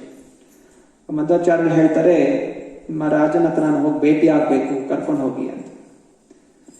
ಧೈರ್ಯದಿಂದ ಅಲ್ಲಿ ರಾಜ ಕರ್ಕೊಂಡು ಹೋಗ್ತಾರೆ. ಮತ್ತೆ ರಾಜ ನಂತರ ಹೇಳ್ತಾರೆ, ಹೇ ರಾಜ, ನಿನಗೆ ಎಷ್ಟು ಪ್ರಭಾವಶಾಲಿ, ಇನ್ನಷ್ಟು ಜ್ಞಾನ ವಿದ್ಯೆ ಇರುವಂತವರು ಯಾರು ಜಗತ್ನಲ್ಲಿಲ್ಲ. ನಾನು ದೊಡ್ಡ ಮೂರ್ಖ, ನನಗೆ ಕೆರೆ ತೋಡಬೇಕು ಅನ್ನೋದು ನನಗೆ ಗೊತ್ತಿಲ್ಲ. ಆದ್ರೆ ನೀನು ಮಹಾಜ್ಞಾನಿ ಮಹಾಶಕ್ತಿವಂತ ಆಗಿರೋ ಕಾರಣ ನೀನು ತೋರಿಸ್ಕೊಟ್ರೆ ನೀನ್ ಹೆಂಗ್ ಮಾಡ್ತೀಯ ನಾನು ಹಂಗೆ ಮಾಡ್ತೀನಿ ಅಂತ ಹೇಳಿ ಅವ್ನಿಗೆ ಹೋಗಿ ಕೇಳ್ಕೊತಾರೆ. ಸೊ ಅವರ ಮಾತಿಗೆ ಮರಳದಂತಹ ರಾಜ ಸರಿ ಬಂದು ತೋರಿಸ್ತೀನಿ ಅಂತ ಹೇಳಿ ಅವನೇ ಬಂದು ಅಲ್ಲಿ ಕೆರೆ ತೋಡ್ಲಿಕ್ಕೆ ಶುರು ಮಾಡ್ತಾನೆ. ಸೊ ಕೆರೆ ತೋಡ್ತಾ ಶುರು ಮಾಡ್ತಾ ಇದ್ದಾಗೆ ಮಧ್ವಾಚಾರ್ಯರು ಟಾಟಾ ಬಾಯ್ ಬಾಯ್ ಅಂತ ಹೇಳಿ ಅವರು ಮುಂದೆ ಹೋಗ್ಬಿಡ್ತಾರೆ. ಹೀಗೆ ವ್ಯಕ್ತಿ ಆ ರಾಜ ಅವರ ಮಾತಿಗೆ ಭ್ರಮಿತನಾಗಿ ಸ್ವಯಂ ಅವನೇ ಅಲ್ಲಿ ಕೆರೆ ತೋಡ್ಲಿಕ್ಕೆ ಶುರು ಮಾಡ್ತಾನೆ. ಸೊ ಮುಂದೆ ಹೋಗ್ತಾ ಅವರು ಡೆಲ್ಲಿ ಸಮೀಪ ಬರ್ತಾರೆ. ಸೊ ಡೆಲ್ಲಿ ಸಮೀಪ ಬಂದಾಗ ಅಲ್ಲಿನ ಮೊಘಲ್ ರಾಜ ಯಾರನ್ನು ಆ ನದಿ ದಾಟಿ ಈ ಕಡೆ ಬರ್ಲಿಕ್ಕೆ ಬಿಡ್ತಾ ಇರ್ಲಿಲ್ಲ. ಗಂಗಲ್ಲಿ ಯಮುನಾ ನದಿ ಇದೆ, ಯಮುನಾ ನದಿಯನ್ನು ದಾಟಿ ಹೋಗ್ಲಿಕ್ಕೆ ಯಾವುದೇ ಹಿಂದೂಗಳನ್ನು ಬಿಡ್ತಾ ಇರ್ಲಿಲ್ಲ. ಎಲ್ಲರನ್ನೂ ಅಲ್ಲೇ ಸಾಯಿಸ್ಬಿಡ್ತಾ ಇದ್ದ ಅಥವಾ ಓಡಿಸ್ಬಿಡ್ತಾ ಇದ್ದ. ಅಲ್ಲೂ ನೋಡ್ತಾರೆ, ಮತ್ತೆ ಅಲ್ಲಿ ಒಂದು ದೋಣಿಯೂ ಸಿಗೋದಿಲ್ಲ, ನದಿಯನ್ನು ದಾಟಬೇಕು ಅಂತ ಹೇಳ್ತಾರೆ. ಆಗ ಮಧ್ವಾಚಾರ್ಯರು ಹೇಳ್ತಾರೆ ತಮ್ಮ ಶಿಷ್ಯಂದರಿಗೆಲ್ಲ, ನನ್ನ ಕೈ ಹಿಡ್ಕೊಳ್ಳಿ ಅಂತ. ಸೊ ಕೈ ಹಿಡ್ಕೊಂಡಿದ್ದ ಹಾಗೆ ಆ ನದಿ ಮೇಲೆ ನಡ್ಕೊಂಡು ಹೋಗ್ಬಿಡ್ತಾರೆ ಆ ಕಡೆ. ಸೊ ಮೇಲೆ ನಡ್ಕೊಂಡು ಹೋಗಿ ಆ ಕಡೆ ಹೋಗ್ತಾರೆ. ಮತ್ತೆ ತುರಂತವಾಗಿ ಆ ಮೊಘಲ್ ಸೈನಿಕರು ಬಂಧಿಸ್ತಾರೆ. ಅವನ್ನ ಬಂಧಿಸ್ಕೊಂಡು ರಾಜನ ಹತ್ರ ಕರ್ಕೊಂಡು ಹೋಗ್ತಾರೆ. ಮತ್ತೆ ಕರ್ಕೊಂಡು ಹೋದಾಗ ಎದುರಲ್ಲಿ ನಿಂತ್ಕೊಂಡು ಅವರು ಮಾತಾಡ್ತಾರೆ. ಸ್ವಲ್ಪ ಕಿಂಚಿತ್ ಸಹ ಆ ರಾಜನ್ ನೋಡಿದಾಗ ಭಯ ಇರೋದಿಲ್ಲ. ಭಯ ಏನು ನಿರ್ಭಯಿತರಾಗಿ ಅವ್ರು ಹೇಳ್ತಾರೆ, ಭಯ ಪಡ್ಲಿಕ್ಕೆ ಏನಿದೆ, ಭಗವಂತ ನಿನ್ನನ್ನು ಸೃಷ್ಟಿ ಮಾಡಿದಾನೆ, ನನ್ನನ್ನು ಸೃಷ್ಟಿ ಮಾಡಿದಾನೆ. ರಕ್ಷಣೆ ಮಾಡಬೇಕು ಅಂತ ಭಗವಂತನ ಇದ್ರೆ ನನ್ನ ರಕ್ಷಣೆ ಮಾಡೇ ಮಾಡ್ತಾನೆ, ನಿನ್ನಿಂದ ಭಯ ಪಡುವಂತ ಅವಶ್ಯಕತೆ ಏನೂ ಇಲ್ಲ ಅಂತ ಹೇಳಿ ಕಣ್ಣಲ್ಲಿ ಕಣ್ಣಿಟ್ಟು ಅವರು ಮಾತಾಡ್ತಾರೆ. ಅವರಲ್ಲಿದ್ದಂತಹ ಆ ತೇಜಸ್ಸು, ಆ ಮಾತಿನ ಒಂದು ವಿಚಾರವನ್ನು ಕಂಡು ಆ ಮೊಘಲ್ ರಾಜ ಅವರಿಗೆ ಶರಣಾಗ್ಬಿಡ್ತಾನೆ ಅಂತ ಹೇಳ್ತಾನೆ. ದಯವಿಟ್ಟು ನನ್ನ ಸೇವೆಯನ್ನು ಸ್ವೀಕರಿಸಿ, ನಿಮ್ಗೇನಾದ್ರು ಅನುಕೂಲತೆಗಳು ಬೇಕು ನಾನು ನಿಮ್ಗೆ ಮಾಡಿಕೊಡ್ತೀನಿ ಅಂತ. ಮಧ್ವಾಚಾರ್ಯ ಹೇಳ್ತಾರೆ, ನಿಮ್ಮ ಅನುಕೂಲತೆ ಸೇವೆ ಮಾಡ್ಲಿಕ್ಕೆ ನಾನು ಬಂದಿಲ್ಲ, ನನ್ನದು ಬೇರೆ ಕೆಲಸ ಇದೆ ಅಂತ ಹೇಳಿ ಅವ್ರು ಹಾಗೆ ಮುಂದೆ ಹೋಗ್ಬಿಡ್ತಾರೆ. ಸೊ ಹೀಗೆ ಹೋಗ್ತಾ ಮತ್ತೆ ಪುನಃ ಅವರು ಹೋಗಿ ಆದಿ ಬದ್ರಿನಾಥಕ್ಕೆ ಹೋಗಿ ಮತ್ತೆ ಪುನಃ ತಮ್ಮ ಗುರುಗಳು ವೇದವ್ಯಾಸನ ಭೇಟಿ ಆಗ್ತಾರೆ. ಮತ್ತೆ ಪುನಃ ಅನೇಕ ಉಪದೇಶಗಳನ್ನು ಪಡಿತಾರೆ. ಸೊ ಆಗ ಅವರಿಗೆ ಮಹಾಭಾರತ ತಾತ್ಪರ್ಯ ಬರಿಬೇಕು ಅಂತ ಅವರಿಗೆ ಅವರ ಗುರುಗಳ ಆದೇಶ ಮಾಡ್ತಾರೆ ವೇದವ್ಯಾಸ. ನಂತರ ಮಧ್ವಾಚಾರ್ಯರು ಮಹಾಭಾರತದ ಮೇಲೆ ಒಂದು ತಾತ್ಪರ್ಯ ಬರೀತಾರೆ, ತಾತ್ಪರ್ಯ ನಿರ್ಣಯ ಅಂತ. ಇವತ್ತಿನ ದಿವಸವೂ ಅವರಿಗೆ ಮಧ್ವ ಬ್ರಾಹ್ಮಣರಿಗೆ ಅಥವಾ ಸಂಪ್ರದಾಯಕ್ಕೆ ಮೂಲವಾದ ಗ್ರಂಥಗಳು ಈ ಮಹಾಭಾರತ ತಾತ್ಪರ್ಯ ನಿರ್ಣಯದಲ್ಲಿ ಅನೇಕ ಮಹಾಭಾರತದಲ್ಲಿ ಯಾರೆಲ್ಲ ವ್ಯಕ್ತಿಗಳಿದ್ರು, ಅವರ ಪೂರ್ವ ಜನ್ಮಗಳೆಲ್ಲ ಏನೇನಾಗಿದ್ರು ಅದೆಲ್ಲ ವಿಸ್ತಾರವಾಗಿ ಶ್ರೀಪಾದ್ ಮಧ್ವಾಚಾರ್ಯರು ಅದನ್ನು ವಿವರಿಸಿದ್ದಾರೆ. ಸೊ ನಂತರ ವೇದವ್ಯಾಸರು ಅವರಿಗೆ 8 ಶಾಲಿಗ್ರಾಮಗಳನ್ನು ಕೊಡ್ತಾರೆ. 8 ಶಾಲಿಗ್ರಾಮಗಳನ್ನು ದಯವಿಟ್ಟು ನೀನು ಪೂಜೆ ಮಾಡು ಅಂತ ಹೇಳಿ ಅವರಿಗೆ ಉಡುಗೊರೆಯಾಗಿ 8 ಶಾಲಿಗ್ರಾಮಗಳನ್ನು ವೇದವ್ಯಾಸರು ಕೊಡ್ತಾರೆ. ಸೊ ಹೀಗೆ 8 ಶಾಲಿಗ್ರಾಮವನ್ನು ತಗೊಂಡು ಬರ್ತಾರೆ. ಮತ್ತೆ ಮಧ್ವಾಚಾರ್ಯರು ಬಂದು ಮತ್ತೆ ಉಡುಪಿಗೆ ಬಂದು ಅವರು 8 ಮಠಗಳನ್ನು ಸ್ಥಾಪನೆ ಮಾಡ್ತಾರೆ. ಅಷ್ಟ ಮಠಗಳು, ಮಧ್ವ ಸಂಪ್ರದಾಯದಲ್ಲಿ ಅಷ್ಟ ಮಠಗಳಿದೆ ಮೂಲವಾಗಿ. ಸೊ ಅಷ್ಟ ಮಠಗಳು, ಒಂದು ಪಾಳಿಮಾರ ಮಠ, ಅದಮಾರ ಮಠ, ಕೃಷ್ಣಾಪುರ ಮಠ, ಪುತ್ತಿಗೆ ಮಠ, ಶಿರೂರ ಮಠ, ಸೋದೆ ಮಠ, ಕಣ್ಣೂರು ಮಠ ಮತ್ತು ಪೇಜಾವರ ಮಠ. ಹೀಗೆ 8 ಮಠಗಳನ್ನು ಅವರು ಸ್ಥಾಪನೆ ಮಾಡ್ತಾರೆ. ಮೂಲವಾಗಿ ಎಲ್ಲ ಕೃಷ್ಣನ ಆರಾಧನೆ, ಆದರೆ ಪ್ರಚಾರಕ್ಕೋಸ್ಕರ ಅವರು 8 ಮಠಗಳನ್ನು ಸ್ಥಾಪನೆ ಮಾಡ್ತಾರೆ. ಇವತ್ತಿನ ದಿವಸ ನಾವು ಉಡುಪಿಗೆ ಹೋದಾಗ ಈ ಅಷ್ಟು ಮಠಗಳನ್ನು ಕಾಣಬಹುದು. ಸೊ 2 ವರ್ಷಕ್ಕೊಮ್ಮೆ ಒಂದೊಂದು ಮಠ ಆ ಉಡುಪಿ ಕೃಷ್ಣನ ಆರಾಧನೆ ಅನ್ನೋದು ಮಾಡುತ್ತೆ. ಅದಕ್ಕೆ ಪರ್ಯಾಯ ಅಂತ ಹೇಳ್ತಾರೆ. ಪರ್ಯಾಯ ಅಂತ ಹೇಳಿದ್ರೆ ಒಂದು ಮಠ 2 ವರ್ಷಗಳ ಕಾಲ ಅವರು ಉಡುಪಿ ಕೃಷ್ಣನ ಆರಾಧನೆ ಮಾಡ್ತಾರೆ. ಸೊ ಹೀಗೆ ಶ್ರೀಪಾದ ಮಧ್ವಾಚಾರ್ಯರು ತುಂಬಾ ಗಂಭೀರತೆಯಿಂದ ಕೃಷ್ಣ ಭಕ್ತಿಯ ಪ್ರಚಾರವನ್ನು ಮಾಡ್ತಾರೆ, ಸ್ಥಾಪನೆ ಮಾಡ್ತಾರೆ. ನಾವು ಕೃಷ್ಣ ಭಕ್ತರಾಗಬೇಕು, ಕೃಷ್ಣ ಭಕ್ತಿ ಮಾಡೋದೇ ಜೀವನದ ಉದ್ದೇಶ. ಯಾವತ್ತು ಜೀವಾತ್ಮ ಪರಮಾತ್ಮನಾಗೋದಿಲ್ಲ. ಪರಮಾತ್ಮ ಸೇವೆ ಯಾವಾಗ ಮಾಡ್ತೀವಿ ಆವಾಗ ಜೀವ ಈ ಬದ್ಧ ಜೀವನ ಮುಕ್ತವಾಗುತ್ತೆ ಅನ್ನುವಂಥದ್ದನ್ನು ಅವರು ಪ್ರಚಾರ ಮಾಡ್ತಾರೆ. ಹೀಗೆ ಪ್ರಚಾರ ಮಾಡ್ತಾ ಮಾಡ್ತಾ ಅವರು ಒಂದು ದಿವಸ ತಮ್ಮ ಶಿಷ್ಯರಿಗೆ ಹೇಳ್ತಾರೆ, ನಾನು ಇನ್ನು ಮುಂದೆ ನನ್ನ ಗುರುಗಳ ಹತ್ರ ಹೋಗ್ತೀನಿ, ಮತ್ತೆ ನಾವು ನಿಮಗೆ ಕಾಣಿಸ್ಕೊಳ್ಳೋದಿಲ್ಲ. ಅಂದರೆ ದಯವಿಟ್ಟು ನಾನು ಏನೆಲ್ಲ ಉಪದೇಶವನ್ನು ಕೊಟ್ಟಿದ್ದೀನಿ, ಏನೆಲ್ಲ ಗ್ರಂಥಗಳನ್ನು ಕೊಟ್ಟಿದ್ದೀನಿ, ದಯವಿಟ್ಟು ಇದನ್ನು ಅಧ್ಯಯನ ಮಾಡಿ, ಅದರ ಆಚರಣೆಯನ್ನು ಮಾಡಿ, ಕೃಷ್ಣ ನಿಮಗೆ ಅನುಗ್ರಹಿಸ್ತಾನೆ ಅಂತ ಹೇಳ್ತಾ ಅವರು ಆ ಪ್ರಚಾರ ಮಾಡ್ತಾ ಇದ್ದ ಹಾಗೆ ಅದೃಶ್ಯರಾಗ್ಬಿಡ್ತಾರೆ. ಸೊ ಅವರ ಒಂದು ಶಲ್ಯ ಏನಿರುತ್ತೆ ಅದು ಮಾತ್ರ ಅಲ್ಲಿ ಬೀಳುತ್ತೆ, ಮತ್ತೆ ಅವರ ದೇಹ ಅನ್ನೋದು ಅದೃಶ್ಯವಾಗುತ್ತೆ. ಹೀಗೆ ಅವರು ವಾಪಸ್ ತಮ್ಮ ಗುರುಗಳ ಹತ್ರ, ವೇದವ್ಯಾಸ ಹತ್ರ ಹೋಗಿ ಇವತ್ತು ಸಹ ಆದಿ ಬದ್ರಿನಾಥಲ್ಲಿ ಇದ್ದಾರೆ ಅಂತ ಹೇಳಲಾಗಿದೆ. ಹೀಗೆ ಮಧ್ವಾಚಾರ್ಯರು ಇವತ್ತಿನ ದಿವಸ ಅವರು ಅದೃಶ್ಯರಾದಂತಹ ದಿವಸ. ಸೊ ನಾವು ಏನು ಮಾಡಬೇಕಾಗಿದೆ? ಮಧ್ವಾಚಾರ್ಯರ ಕೃಪೆಯಿಂದ ನಮಗೆ ಕೃಷ್ಣ ಭಕ್ತಿ ಮಾಡಬೇಕು ಅನ್ನುವಂತಹ ಜ್ಞಾನ ನಮಗೆ ಪ್ರಧಾನವಾಗ್ತಾ ಇದೆ. ಸೊ ನಾವು ಈ ದೇಹ ಅಲ್ಲ, ನಾವೊಂದು ಜೀವಾತ್ಮ, ಹಾಗೂ ಜೀವಾತ್ಮ ಭಗವಂತನ ಸೇವಕ ಅನ್ನುವಂತಹ ಜ್ಞಾನ ನಮಗೆ ಇಂತಹ ಆಚಾರ್ಯರ ಮೂಲಕ ನಮಗೆ ಪ್ರಧಾನ ಆಗ್ತಾ ಇದೆ. ಶ್ರೀ ಚೈತನ್ಯ ಮಹಾಪ್ರಭುಗಳು 4 ಸಂಪ್ರದಾಯಗಳಿಂದ 4 ಗುಣಗಳನ್ನು ಅವರು ಸ್ವೀಕಾರ ಮಾಡಿ ಈ ಗೌಡಿಯ ಸಂಪ್ರದಾಯವನ್ನು ಸ್ಥಾಪನೆ ಮಾಡ್ತಾರೆ. ಮಧ್ವ ಸಂಪ್ರದಾಯದಿಂದ ಅವರು ವಿಗ್ರಹಗಳ ಆಚಾರ ಪೂಜೆ ಹೇಗೆ ಮಾಡಬೇಕು ಇದೆಲ್ಲ ಆ ಪದ್ಧತಿಗಳಿದೆ, ಹಾಗೂ ಹೇಗೆ ನಾವು ನಾಸ್ತಿಕರನ್ನು ಸೋಲಿಸ್ಬೇಕು, ವಾದ ಹೆಂಗೆ ಮಾಡಬೇಕು, ಹೇಗೆ ಶಾಸ್ತ್ರಗಳ ಆಧಾರದಿಂದ ಹೆಂಗೆ ಸೋಲಿಸ್ಬೇಕು. ಸೊ ಈ ಜ್ಞಾನವನ್ನು ಮಧ್ವ ಸಂಪ್ರದಾಯದಿಂದ ಸ್ವೀಕಾರ ಮಾಡ್ತಾರೆ. ರಾಮಾನುಜ ಸಂಪ್ರದಾಯದಿಂದ ಭಗವಂತನ ಸೇವೆ ಹೇಗೆ ದಾಸನಾಗಿ ಮಾಡಬೇಕು, ಹಾಗೂ ವೈಷ್ಣವರಿಗೆ ನಾವು ಹೇಗೆ ಗೌರವ ಕೊಡಬೇಕು ಅನ್ನೋ ಜ್ಞಾನವನ್ನು ಶ್ರೀ ಸಂಪ್ರದಾಯದಿಂದ ಸ್ವೀಕಾರ ಮಾಡ್ತಾರೆ. ಅನಂತರ ವಿಷ್ಣು ಸ್ವಾಮಿ ಅಂದರೆ ರುದ್ರ ಸಂಪ್ರದಾಯದಿಂದ ನಾವು ಕೃಷ್ಣನಿಗೆ ಸಂಪೂರ್ಣವಾಗಿ ಶರಣಾಗಬೇಕು ಅನ್ನೋ ಗುಣವನ್ನು ಸ್ವೀಕಾರ ಮಾಡ್ತಾರೆ. ಮತ್ತು ಕುಮಾರ ಸಂಪ್ರದಾಯದಿಂದ ರಾಧಾಕೃಷ್ಣರಿಗೆ ನಾವು ಪೂಜೆ ಮಾಡಬೇಕು, ಅವರೇ ಮೂಲವಾದಂತಹ ರೂಪ ಅನ್ನುವಂಥ ಜ್ಞಾನವನ್ನು ಸ್ವೀಕಾರ ಮಾಡ್ತಾರೆ. ಹೀಗೆ ಈ 4 ಸಂಪ್ರದಾಯಗಳಿಂದ 4 ಗುಣಗಳನ್ನು ಸ್ವೀಕಾರ ಮಾಡಿ ಚೈತನ್ಯ ಮಹಾಪ್ರಭುಗಳು ಅಚಿಂತ್ಯ ಭೇದ ಅಭೇದ ತತ್ವವನ್ನು ಸ್ಥಾಪಿಸ್ತಾರೆ. ಹೀಗೆ ನಾವು ಆಚರಣೆ ಮಾಡ್ತಾ ಇರುವಂತಹ ಈ ಒಂದು ಸಂಪ್ರದಾಯದಲ್ಲಿ ಎಲ್ಲ ಸಂಪ್ರದಾಯದ ಗುಣಗಳು ಇದೆ. ಅದರಿಂದ ನಾವು ಬೇರೆ ಅನ್ಯ ಸಂಪ್ರದಾಯಗಳನ್ನು ಯಾವತ್ತೂ ನಾವು ನಿಂದನೆ ಮಾಡಬಾರದು. ಯಾವುದೇ ಬ್ರಾಹ್ಮಣರಿರಲಿ, ನಾವು ಅನಾವಶ್ಯಕವಾಗಿ ಅವರ ಜೊತೆ ವಾದ ಮಾಡೋದು, ನಿಂದನೆ ಮಾಡಲಿಕ್ಕೆ ಹೋಗಬಾರದು. ಅದು ಸರಿಯಾದಂತಹ ಮಾರ್ಗ, ಅದು ಸರಿಯಾದಂತಹ ಮಾರ್ಗ. ನಮಗೆ ಯಾವ ರೀತಿ ಭಾವನೆಯಲ್ಲಿ ನಾವು ಭಗವಂತನ ಆರಾಧನೆ ಮಾಡಬೇಕು, ನಾವು ಆ ರೀತಿ ಆರಾಧನೆಯನ್ನು ಮಾಡಬಹುದು. ಹೀಗೆ ಚೈತನ್ಯ ಮಹಾಪ್ರಭುಗಳು ಕೂಡ ಎಲ್ಲ ಕಡೆ ದೇಶ ಸಂಚಾರ ಮಾಡಬೇಕಾದ್ರೆ ಅವರು ತಿರುಪತಿಗೆ ಹೋಗಿದ್ರು, ಉಡುಪಿಗೆ ಹೋಗಿದ್ರು. ಆದರೆ ಯಾವತ್ತೂ ಆ ಸಂಪ್ರದಾಯದವರನ್ನು ಬದಲಾವಣೆ ಮಾಡಲಿಕ್ಕೆ ಹೋಗಲಿಲ್ಲ. ಎಲ್ಲವೂ ಭಗವಂತನ ಅನೇಕ ರೂಪಗಳಿದೆ, ಅನೇಕ ಭಗವಂತನ ಲೀಲೆಗಳಿದೆ. ಸೊ ಹಾಗೆಯೇ ಆ ಲೀಲೆಗಳಲ್ಲಿ ಸಹಾಯ ಮಾಡಲಿಕ್ಕೆ ಅನೇಕ ರೀತಿಯ ಭಾವನೆಯ ಭಕ್ತಾದಿಗಳಿರ್ತಾರೆ. ಬೇರೆ ಬೇರೆ ರಸಗಳಿದೆ, ಶಾಂತ, ದಾಸ್ಯ, ಸಾಖ್ಯ, ವಾತ್ಸಲ್ಯ ಮತ್ತು ಮಾಧುರ್ಯ. ನಮ್ಮ ಈ ಗೌಡಿಯ ಸಂಪ್ರದಾಯದಲ್ಲಿ ಪ್ರಾಮುಖ್ಯವಾಗಿ ರಾಧಾಕೃಷ್ಣರ ಆರಾಧನೆ, ಗೋಪಿಕಾಸ್ತ್ರೀಯರ ಭಾವನೆಯಲ್ಲಿ, ಮಂಜರಿಗಳ ಭಾವನೆಯಲ್ಲಿ ಆರಾಧನೆ ಮಾಡಲಿಕ್ಕೆ ನಮಗೆ ಜ್ಞಾನ ಅನ್ನೋದು ಬರ್ತಾ ಇದೆ. ಸೊ ಯಾರಿಗೆಲ್ಲ ಆಸಕ್ತಿ ಇದೆ ಅವರು ಈ ಮಾರ್ಗವನ್ನು ಸ್ವೀಕರಿಸಿ ಮುಂದುವರಿಬಹುದು.